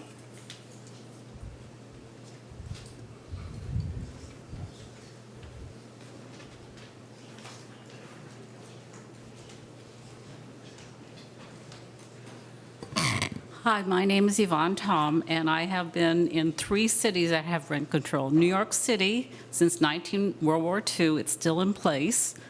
Berkeley, where we almost lost our land and property because we were owners, just as it started, rent control. And I had to feed that property half my salary every month.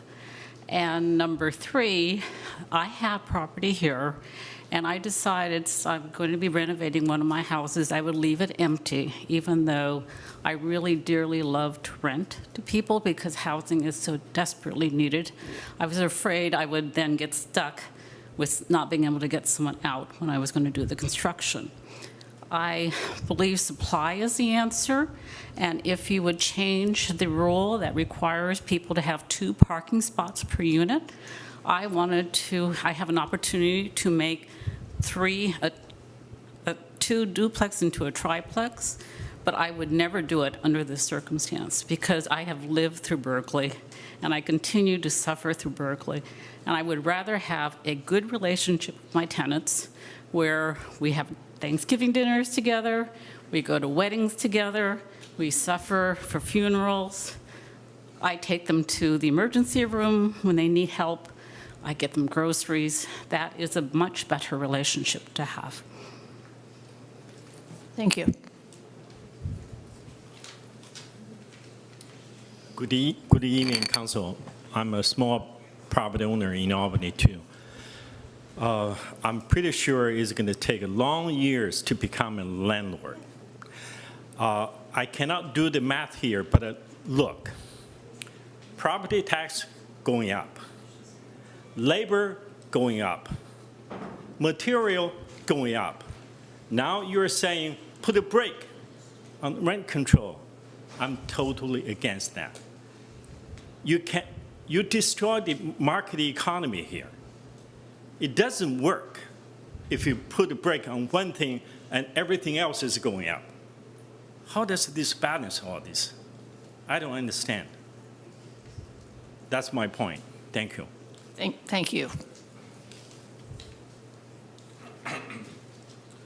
Dear Council, sorry, I have a little cold. So, I'm a mom and pop owner of a small unit in Albany, and I don't want to go into the personal experience because everyone has their own personal experience. But I can tell you, the cost of business has been going up. I don't know if anyone has tried to hire an electrician or plumber over the past several years. I can tell you the increase in that price is more than the CPI has multiple times. But the fundamental point I want to make is that regulation doesn't work. If you look at a good review by a nice lady named Blair Jenkins last few years, she actually made a very good point that even though economists never agree on anything, the one thing they agree on is rent control doesn't work. She reviewed every form of rent control over the recent decades, and none of them works. And they have a detrimental effect on housing stock, on housing improvement, on rent rate. And you don't have to look very far, including San Francisco, Berkeley, Oakland. You'll find those are the cities with the highest rent. And it doesn't help in the long term. And what you're really pitching against with regulation is pitching the current renters against future renters. The current renters get to enjoy a low rent at the cost of future renters because nobody can get into the market. So one person will be paying $1,000, their next door neighbor paying $2,800. That's basically to compensate for the owner for the tenant that's moved in earlier. So what I'm trying to say is that, particularly if you want to regulate and has a trigger set of CPI, it doesn't work for the landlord because the cost of business is way higher than that. It doesn't work for the long-term stability of the rental market. It doesn't work for neighbor relationships between the old tenants and new tenants. And fundamentally, if it doesn't work, then why are we introducing this? Thank you. Thank you. Good evening, everyone. I'm a little sad because my mom is 96 and she's very ill, so I have to go pretty soon. What I want to say is I don't think Berkeley and San Francisco rent control, rent review is working. It's not working. I know a lot of stories, tenants suing the landlord has to do something back. I heard a lot of stories about this, real stories. So I am thinking, is there another way to solve this housing problem in Albany? Can we build more houses? Can we build more apartments?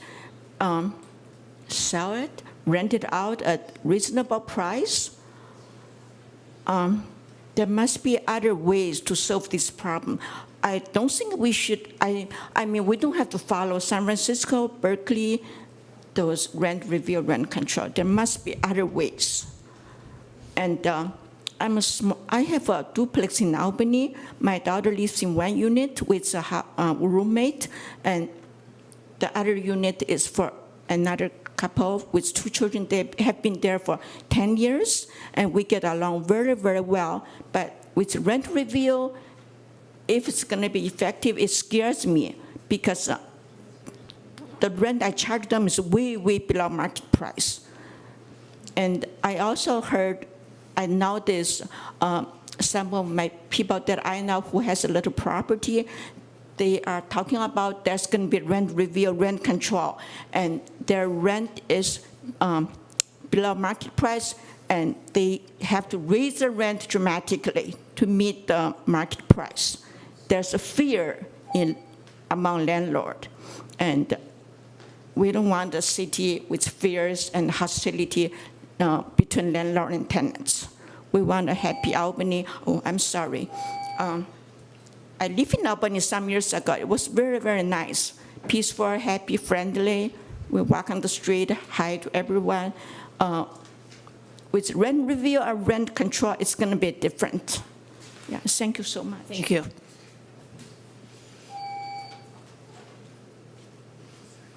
Good evening, Honorable City Council members, Honorable Mayor. My name is Kieran Shinoy. I'm the Government Affairs Director for the Oakland-Berkeley Association of Realtors. I come here tonight to ask one simple question. We had sent some correspondence to City Council before the weekend, and just wanted to ask the Council to broach the question of whether or not single-family homes and condominium units were going to be included in this ordinance moving forward. Our stance is clearly detailed in the correspondence that we sent you, and we stay strong on that stance for the sole reason that there is a conflict with Costa-Hawkins, and that single-family homes and condominium units should be exempted because Costa-Hawkins is completely trying to, well, it's a complete conflict with Costa-Hawkins. Thank you. Thank you. Is there anyone else who'd like to speak?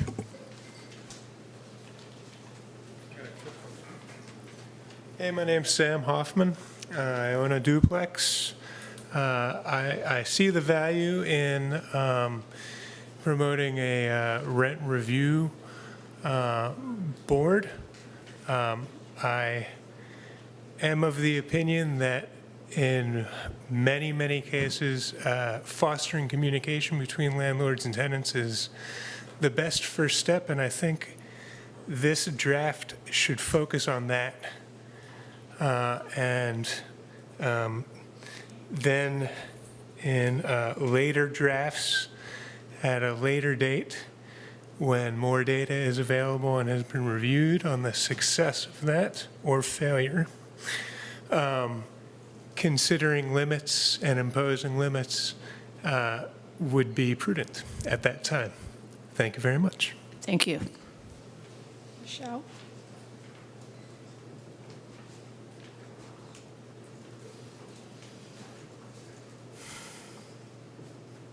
Good evening. Thank you for your time and everyone for coming out tonight. I am here on behalf of myself as well as several neighbors of mine who are not able to be here, who are renters in Albany, in a multiple unit apartment structure. And my neighbors couldn't be here tonight because one of my upstairs neighbor is 84 and can barely walk up and down the stairs, and she has a hard time getting around. And recently we had to pay for repairs ourselves on her unit, as well as a lot of us have been taking care of a lot of the maintenance of our apartments lately by ourselves. And this isn't to say good landlord, bad landlord. I'm listening to the stories here, but there is a lack of security in our situation. And a lot of my neighbors, in the 5 years I've lived on that street in Albany, I've seen so many moving vans and trucks in and out, and I've met a lot of people who've had to leave because their rents were increased unfairly. I think some of the numbers we've heard in the past year, like by over 50% within a year. And I think we can all agree that that's not sustainable for anyone.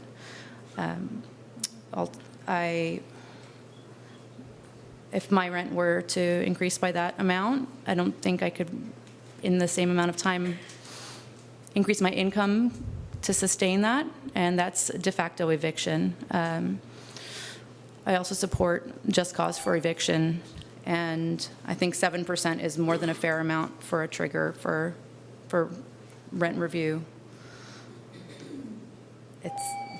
It's a lot higher than places like Berkeley. Thanks. Thank you. Anybody else? Okay, last call. Does anybody want to come up and speak? Okay, come on up. While he's coming up, is there anybody else? Okay.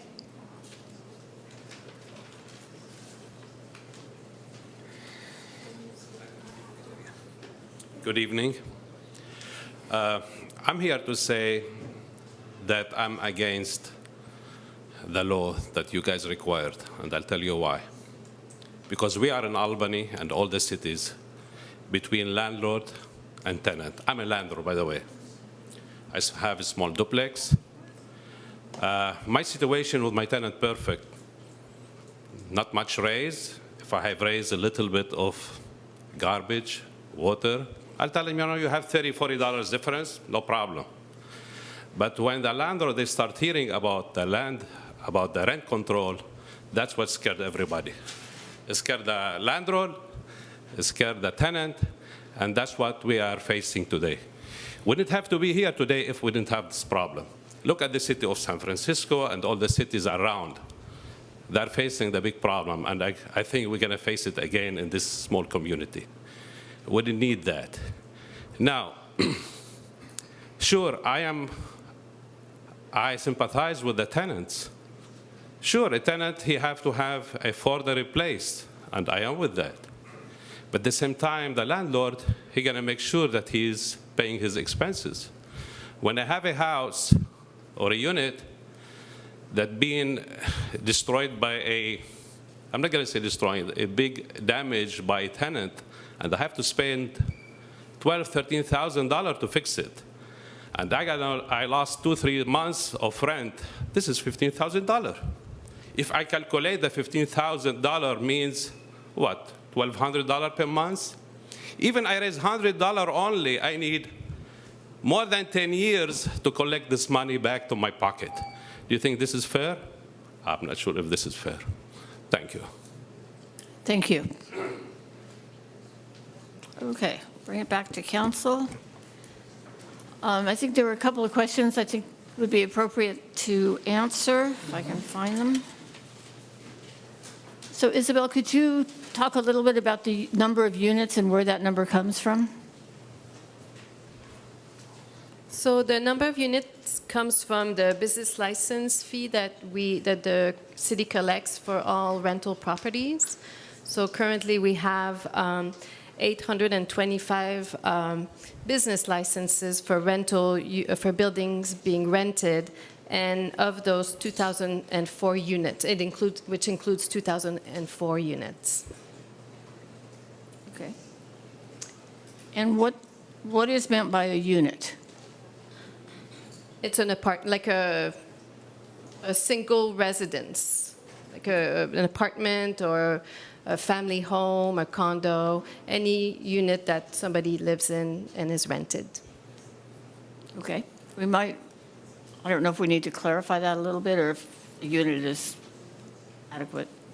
Leave that to you. And then two more things. It was mentioned about, there's a section in here about other information as asked for by the city, I believe in the, for the landlord. And if we could sort of clarify that, I think that's a little too ambiguous. Would you like that to be included in the ordinance? Well, at least I'd like to know what you're referring to. Well, it would be just similar to what is being asked for the business license. So name of landlord, units rented, address, location of the rental unit, just for the purpose of collecting the fee.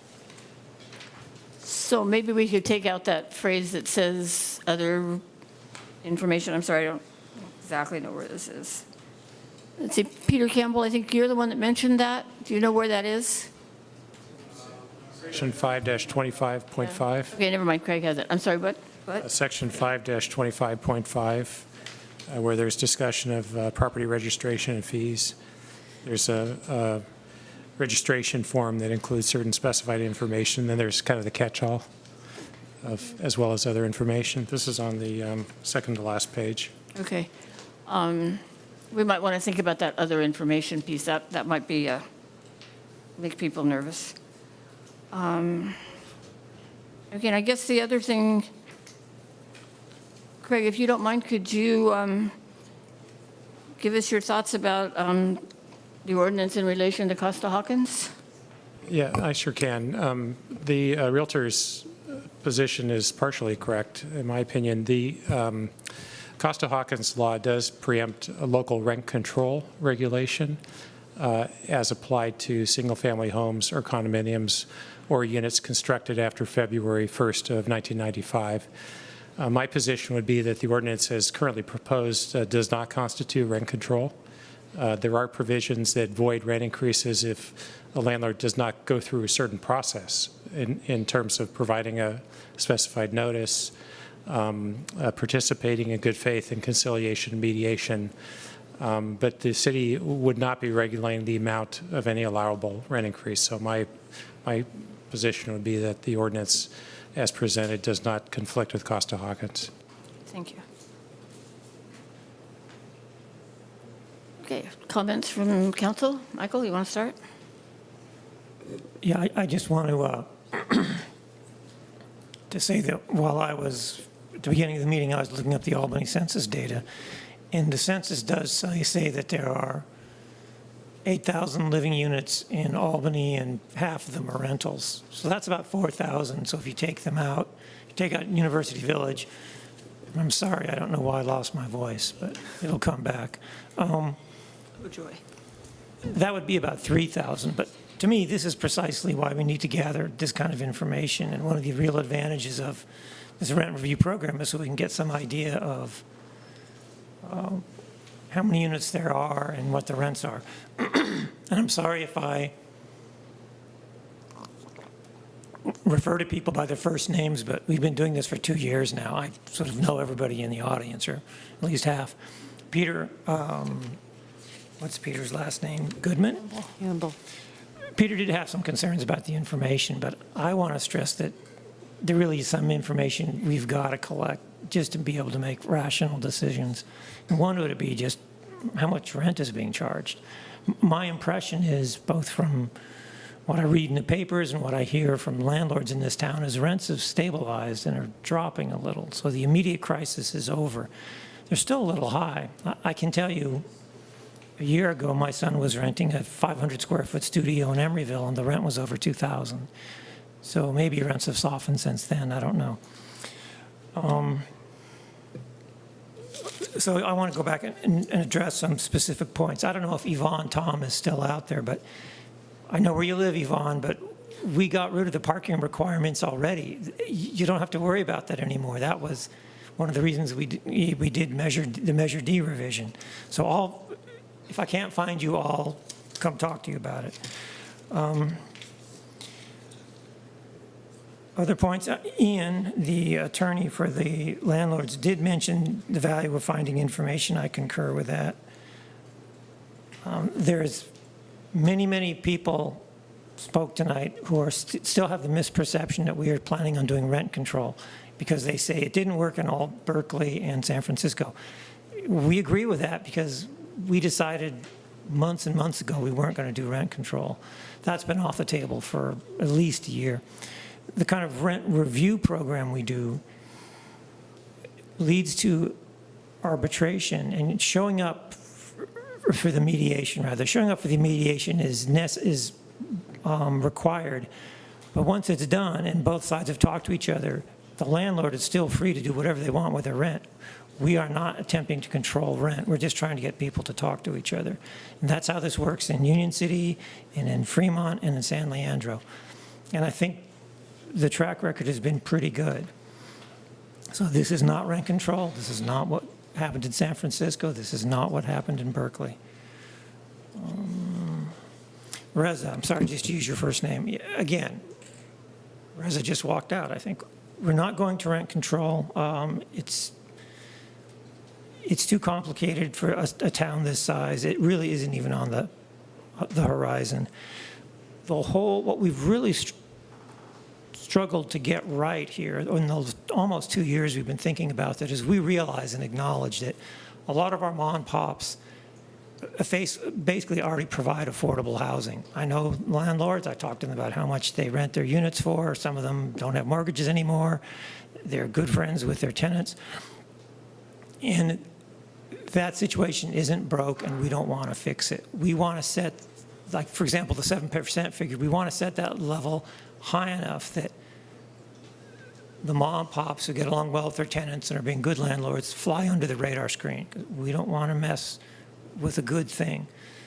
And we have a little bit of asymmetric information here because when there are bad landlords, and sometimes those are out-of-town companies that are they're management companies, I hear about it. You don't hear about it, but I do because I get angry emails from people who can't afford to live in Albany anymore. So there really is a problem, and I think we are trying to address that with this rent review. As far as the 7% figure, I used to teach economics. It's a nominal, not a real figure. It's not adjusted for inflation. I could talk to you all night about that. You don't want to hear it. The reality is people tend to budget on nominal terms. They don't try to, like when I do a budget in Quicken or whatever, I don't try to adjust it for inflation month by month. I just go with whatever the current prices are. So I think a 7% nominal figure is reasonable. It was a figure that was agreed upon in the negotiations between the landlord group and our Social and Economic Justice Committee and our diverse housing group. No, it doesn't mean, for example, if you get along with landlords, if you get along with your tenants and you need to raise the rent more than 7% in a year, that is not a mandatory trigger. If you talk to your tenants and they go, yeah, that sounds fair, I understand that deck rotted out and you need a little more money to fix it, it's fine. As long as they don't come and appeal to us, there's nothing mandatory about going through this process. So if you have good relationships with your tenants and you are in good touch with them, you're already 3/4 of the way there to what this rent review process is trying to address. But not all tenants and landlords have that kind of relationship, especially in bigger units or professionally managed units.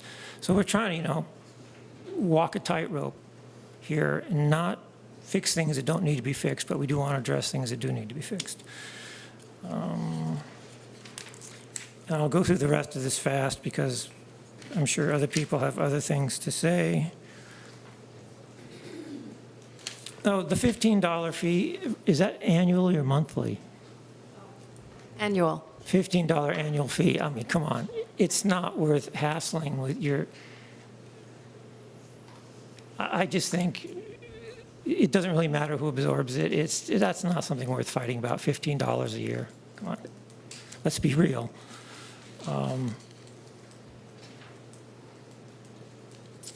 There's some, there's a lot of little things that came up. You got to understand, this is a first reading. This is a draft. We're here tonight to hear people's comments, and then typically, formally, a council does not approve something like this until there's a second reading. So between now, the first reading, and the second reading, we can go back and try to incorporate some comments.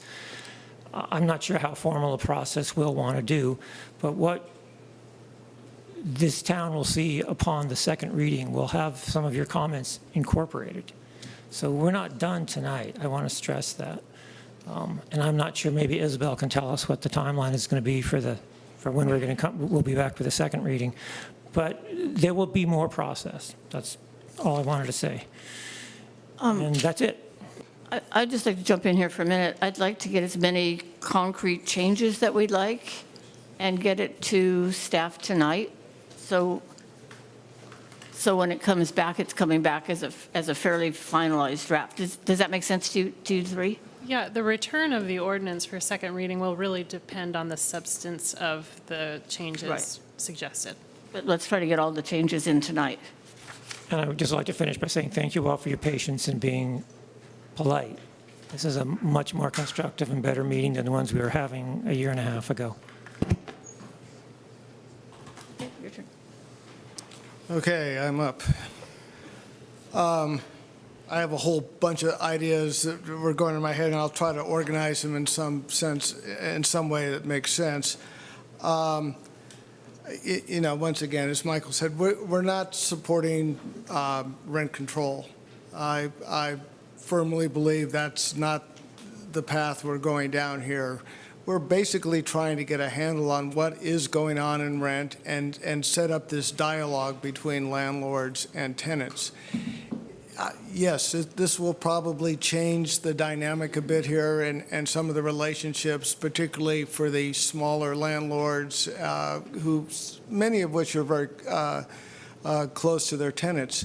But, Albany's gone through a lot of changes in the last number of years, both in our demographics and expenses and everything else. Many of them good.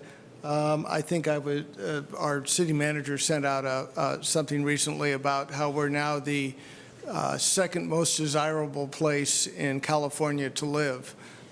This was done by niche.com. They had a lot of criteria, but, I think everyone who lives in Albany or spends time in Albany, realizes that. This is a pretty special place. There was something in the beginning of the staff report that says that we're doing this to support housing availability, and I took a little umbrage to that. This isn't going to, I don't think, support availability as much as stability. Availability has to be definitely connected to building more housing. I've been one of the biggest proponents up here from the time I was on Planning and Zoning Commission. We need more housing built in Albany, and that's what will end up stabilizing the market or helping stabilize the market. Other things that could stabilize the market is an economic crash, but hopefully we're not going in that direction. From what I read, in the last year or so, the population in the Bay Area has gone down a bit, and rents have dropped in places like Albany and some other communities. And there's also been a lot of housing that are in construction or online, particularly in places like Berkeley and San Francisco. So both places have rent control, but they're both places where they're doing a lot of housing, and just more and more is coming along. That's a good thing. But these cycles are cyclical. So even though rents may have been going down in the last year, they can start going up again. And the idea that when rents start going up, it really affects the community. It really adds instability to our population, which as council members, do have an interest in. So, that's why this whole thing has been going forward, that we want to know what's going on. One of the things I liked looking at the report that we got was that there were 3 groups working in this task force: the SEJC, the Albany Property Owners Group, and the Diverse Housing Working Group, which is proponents for low-income housing.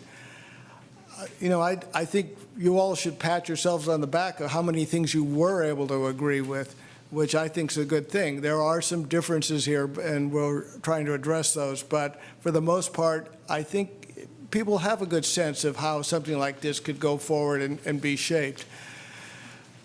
One of my concerns, as this was initially started to be talked about, was whether this would slow up our encouragement of in-laws apartments and extra housing. It's still a concern, but I think if you look at places where they have even more restrictive policies, rent control, it certainly hasn't discouraged housing in those situations, as I said before, in Berkeley or San Francisco. And I don't think we should do anything to discourage in-law apartments, because at this point it's probably our best bet at getting more housing built here and addressing at least some part of the rental market. There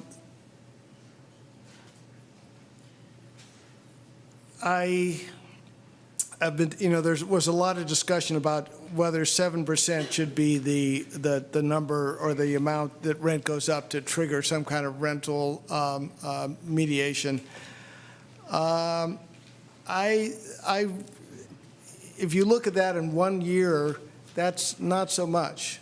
But if you do look at that, if that were to happen year after year over a 4 or 5 year period, yes, that could be excessive. What I would like to consider, and I'll throw it out, is some kind of, yes, you can do 7% for a year or two, but if you start hitting a higher percentage, if that raises it up too quickly over maybe a 3-year process, then there's some kind of thing. At the next point, you would trigger it off. Now that's sort of complicated, and I'm not really stating that in a real concise way, but over a period of time, a 7% a year would be a lot for many tenants to handle. I've been involved in commercial rental property for a while, and that CPI idea is something that we often do in that. But I also understand that tenant or residential property is often more volatile and can reflect market situation. And then let's see, one other idea that I'd throw out. I didn't think this was going to be all that concise here, but I do like the idea that tenants have some skin in the game in terms of costs of this thing. We're proposing a $15 per unit charge, which I think for most landlords is not going to be prohibitive. It is one more cost, but when you compare that to your business license costs and every other thing you're going, that's a pretty incremental amount. But I think it would also be something to consider that if a tenant wants to trigger this process, maybe they have to pay $15. That's not a lot. It's not too much for, I think, most of the tenants in town, and yet it gives them a little skin in the game, and it helps to defer some of the costs, not a lot, but again, I think it makes them a little more. They'd have to think a little bit about when they wanted to trigger this process or under what situation.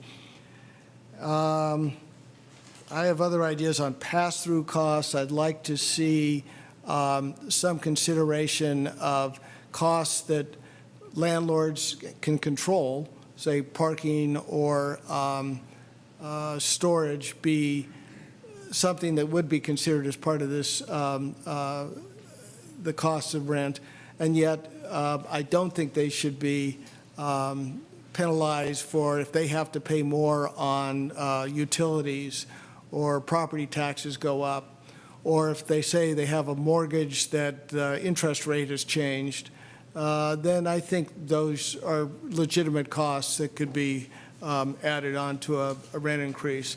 But again, they should be able to document this if this comes into discussion for mediation.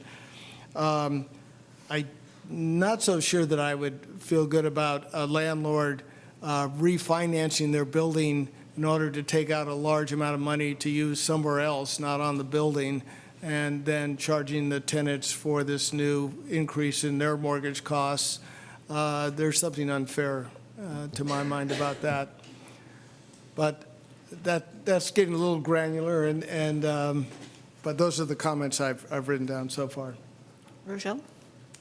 Yeah, I'll start with echoing what both Michael Barnes and Pete Moss just said, that this was not intended to be even a conversation tonight about rent control. This isn't a rent control proposal. And that means, I think, that rents are ultimately can go to the fair market value. As painful as that may be for a tenant who is living in a unit at a time when rents are going up dramatically. That's why we took this up in the first place, was not because anybody was coming forward and saying, philosophically, a little town with, we have 15,000 roughly people that we, if you leave out the village, which is not subject to Albany's jurisdiction for any kind of housing regulation. So we're perhaps half the size of any California city that has rent control. Rent control is just not, I think, a realistic option for a city this size. So with regard to rent review, we took this up because there was a crisis, which I'm not hearing anybody say that the crisis is still occurring. And I'm hearing a lot of people say, well, the crisis has kind of passed.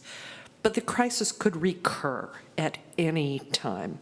You can have a quickly rising market.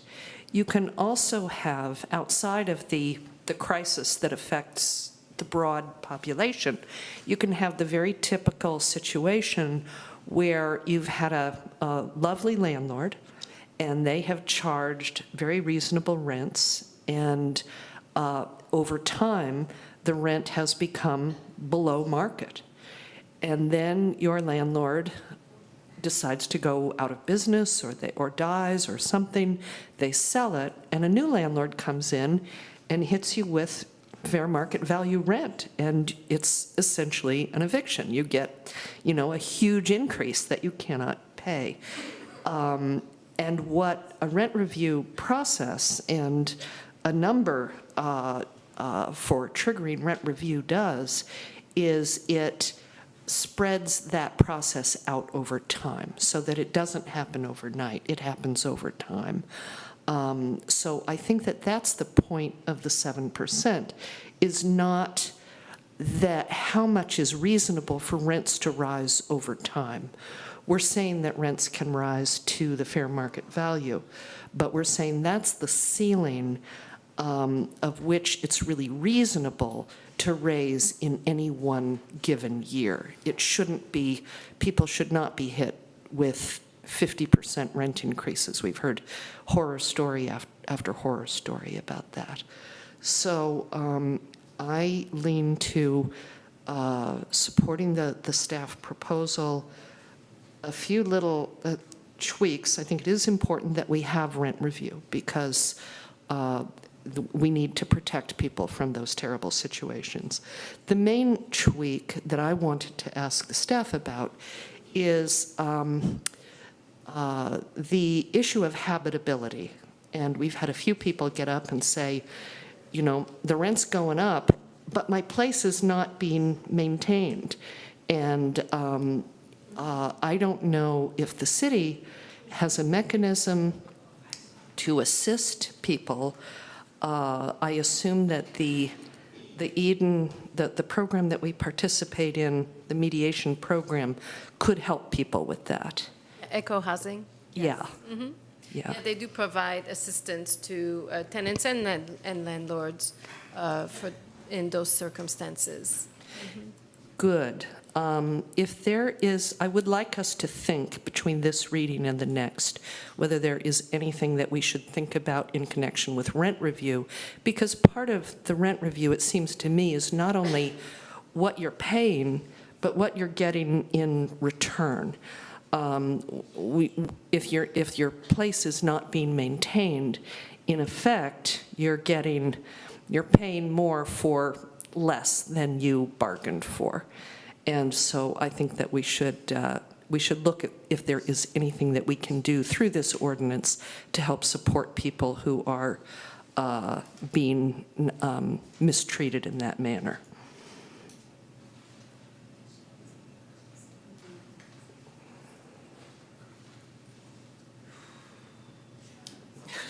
Well, I mean, there's so many little details. I don't want to go into, each element on the chart or anything. I'll try to write some of that, my thoughts up.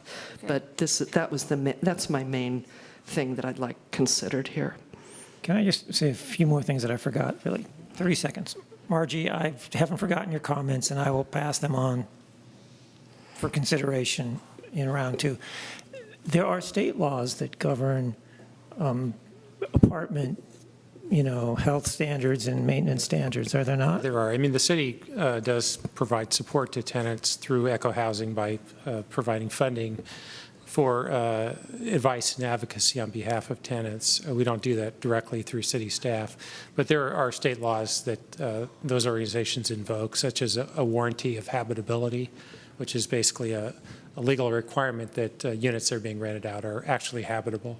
So there are state laws that provide tenant protections, and those are kind of landlord-tenant issues that might be outside the scope of this ordinance, but it might be possible to add in the list of factors that the rent review officer considers when recommending what a fair increase is, the condition of the unit.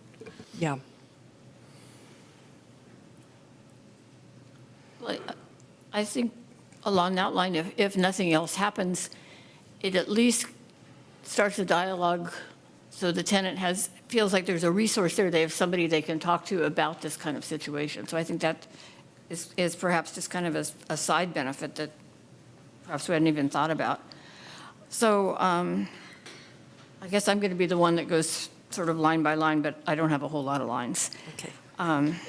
And the first thing that I do want to say is just to thank all of you for coming and for participating, and participating so graciously tonight. It's been really a good discussion, and I appreciate that.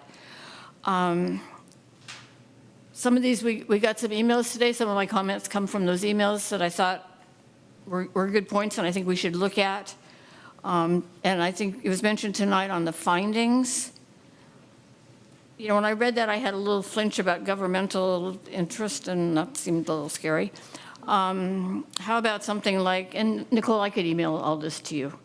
The city has interest in continuing and increasing certainty, stability, and fairness within the residential market.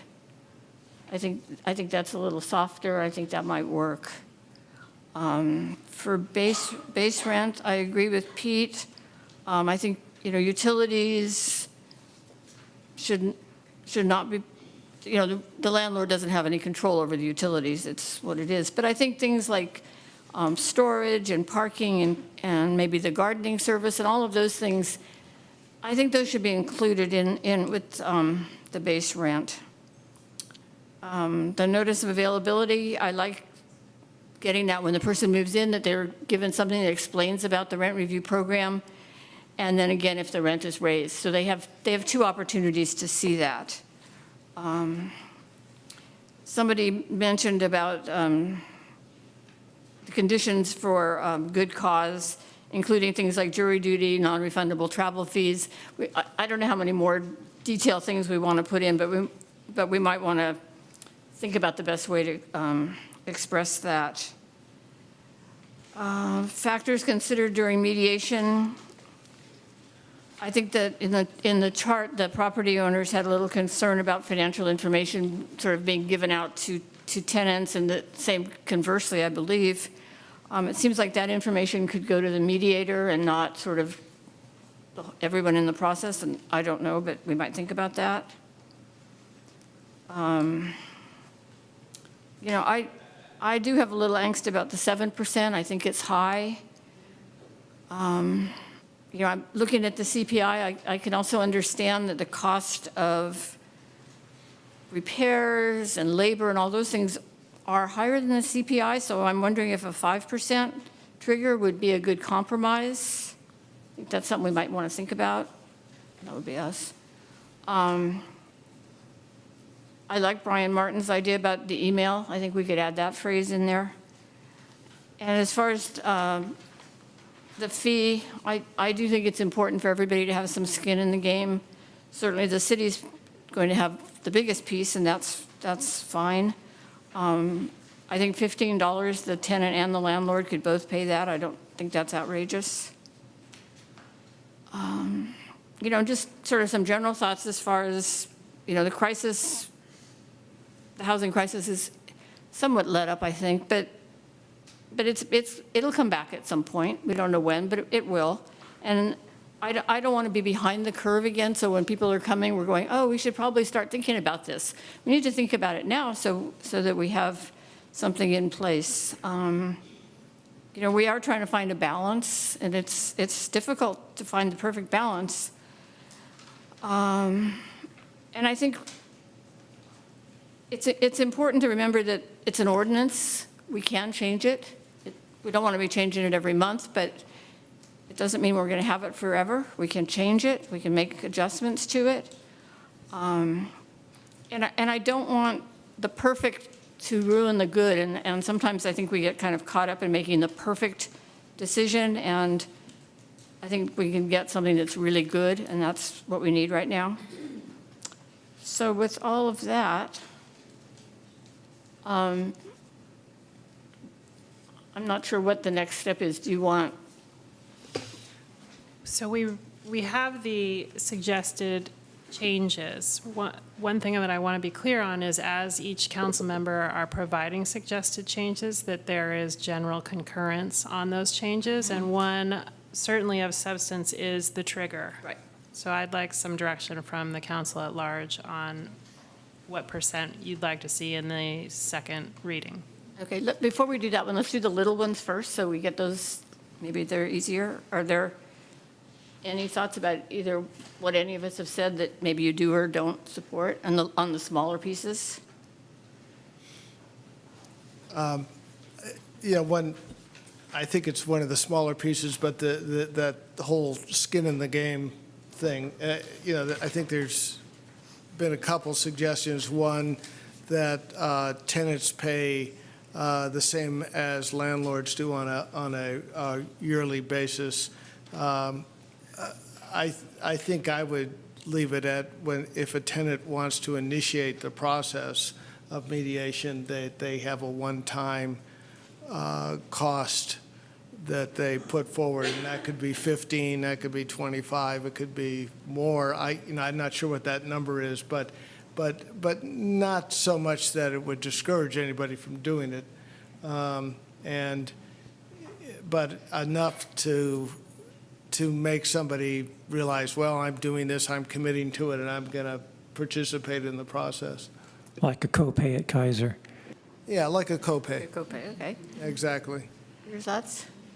On the factors to be considered in evaluating the fairness of the rent, in addition to the condition of the unit, I thought that David Hertzer made a point that made some sense about the fair market value and history. If the particular landlord has if it's the same landlord that you've had for years, and they've been charging you below market rent for years, I don't think we want, we'd like the rental review to be able to take into consideration that that you've been, that the rent, it has been below market. So I think that the fair market value as part of as one of the factors that the rent review should consider is a reasonable thing to request. I thought about it at the time when I first heard it.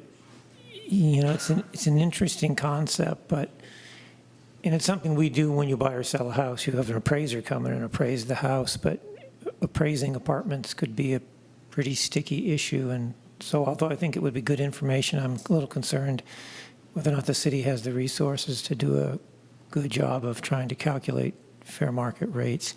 If you just go and look on Craigslist, that's fine. Another issue I think I need to get on the table now is about due process and notification. From the landlord side, there was a letter about, what if you tell me to show up at a meeting, but I've already made vacation plans and the tickets aren't refundable? And there's concerns like that. On the tenant side, there's also, here's a hypothetical, teachers tend to be renters often because if they don't have kids, they have flexible lives. And what if they go away in the summer for 2 months? And while they're away in Europe, they get a letter about some process and they're not there to get it. That goes for landlords too. When you're involved in a really serious lawsuit, you have to get a file server who actually finds the person and physically presents them with a copy of the lawsuit. We don't need to go down that path, but I think we do need to give thought about what constitutes sufficient notice. Is it an email, a letter? Does the letter have to be responded to? Does there have to be a signature? Whatever. Yeah, I had one question about this idea of email notification. Is that legal? Can we notify people on any of these processes strictly by email? And yeah, if the council views email as an adequate notification, the ordinance can provide that that's sufficient as an alternative to personal delivery or U.S. mail. Okay. Thank you. So I want to go back to the factor, the rental history. I think that you and Michael are saying two different things. And maybe I'm just not understanding it, but I'm thinking that you're saying it's kind of, as part of the mediation process, is kind of a discussion about, I've owned this property all these years and I've kept it at market rate, and like that? Is that what you're considering? Yeah, let me pull up it's the portion, it's on the chart as factors considered during mediation. And frequency and amount of prior rent increases is one of the factors. The landlord's mortgage payments and other costs associated with owning and maintaining the property. I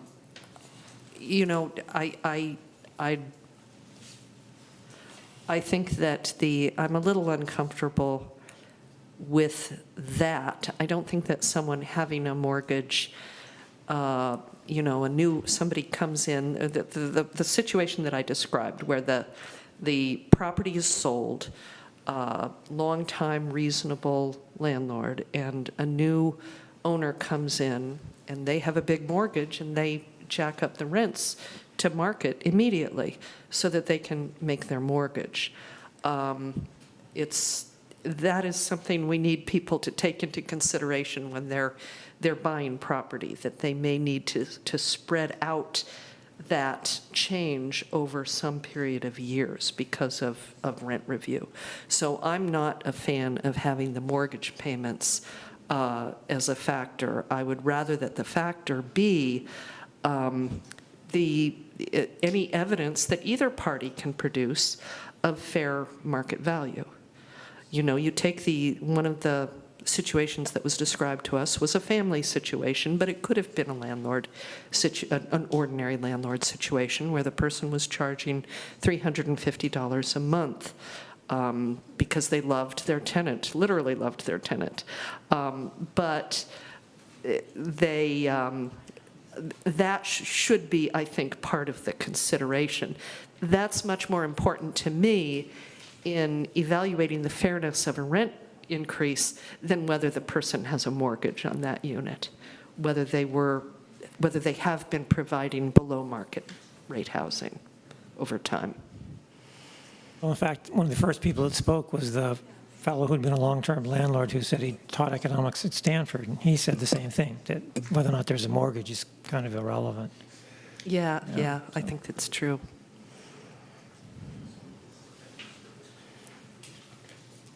Okay, so are we sort of all there on that one?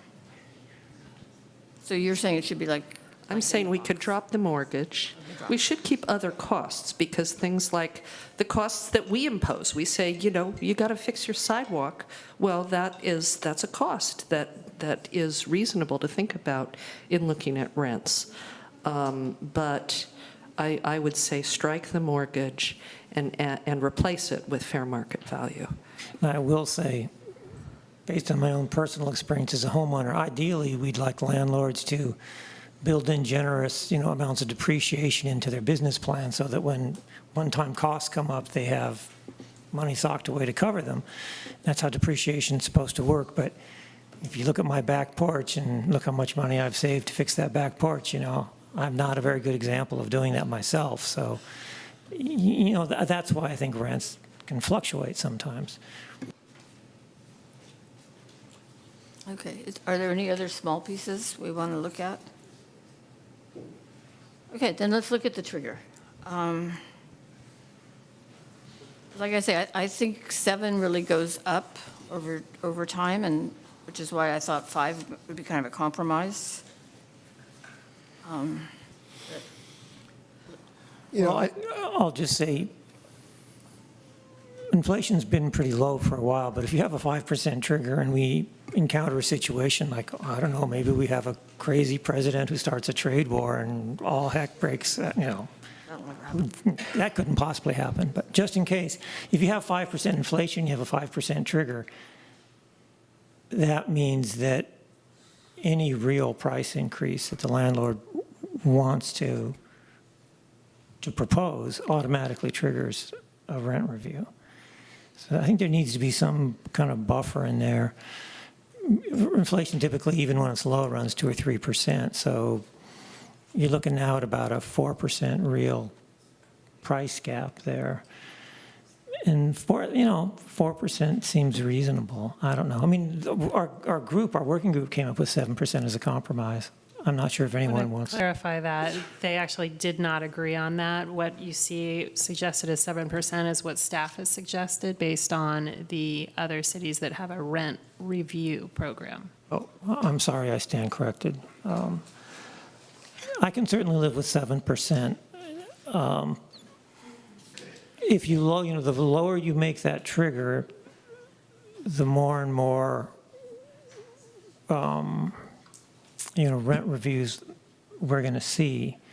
And so it's sort of there's an issue is where do we want to strike the balance, and it's hard for us to know. I don't know what the experience has been in other cities, but they chose 7% for some reason. Whether Albany is different and we need to have a lower trigger, I don't know.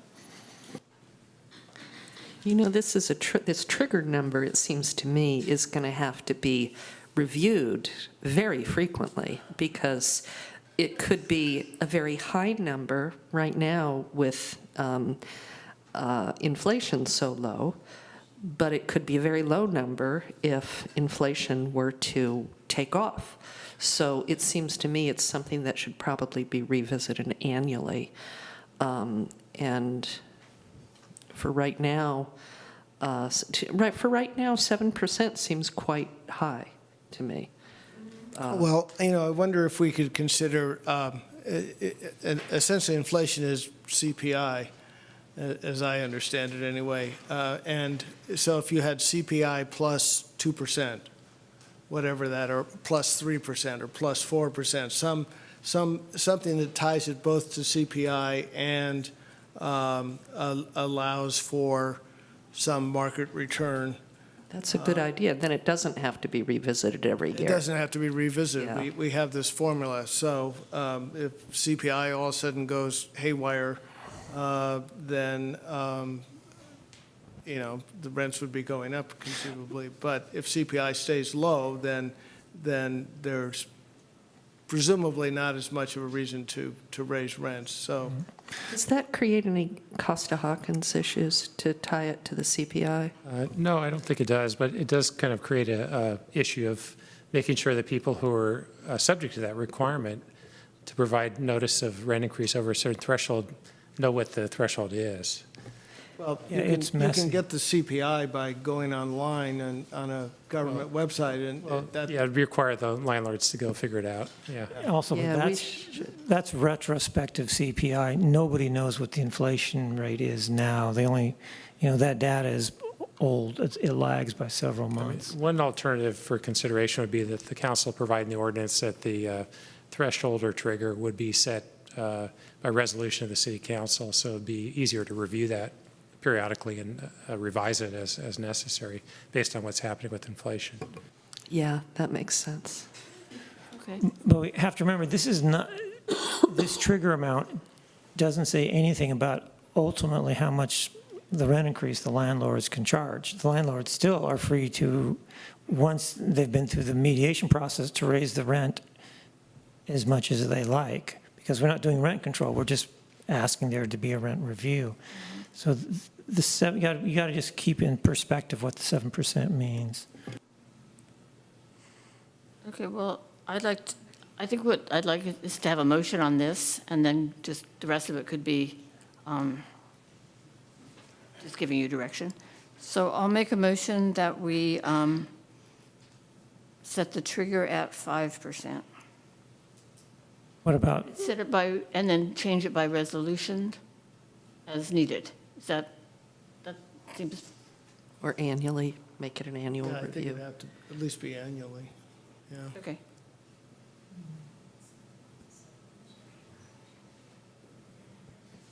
If that's the direction you go, then what I'd suggest is at second reading, staff prepare a resolution setting it at 5%.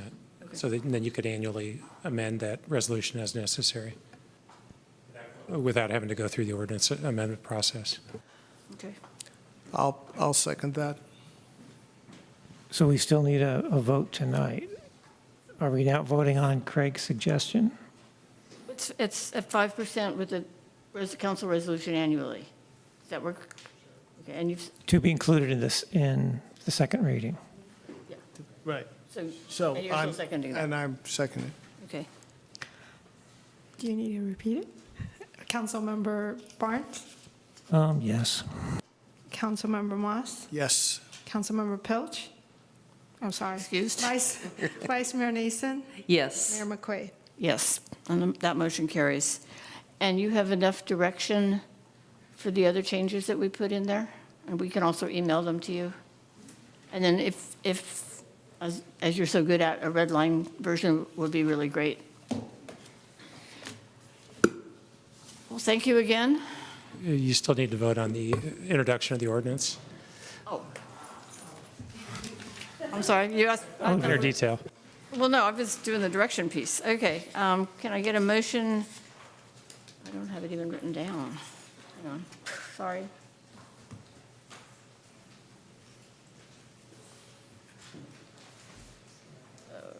An iPad race here.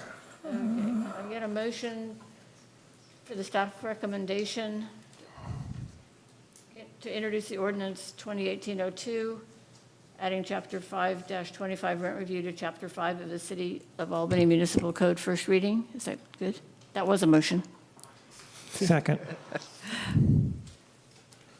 I second. Councilmember, Wait, we don't have a second yet. I'll second. second, I'll second to I'm sorry, I follow the didn't hear you, process. Michael. Yeah. It's after 10. Councilmember Barnes? Yes. Councilmember Moss? Yes. Vice Mayor Nason? Yes. Mayor McQuaid? Yes, and the motion carries. Okay, there's no unfinished business, no new business. Any future agenda items anybody wants? Okay, the next council meeting will be on Monday, April 16th. With that, we are adjourned. Thank you all again.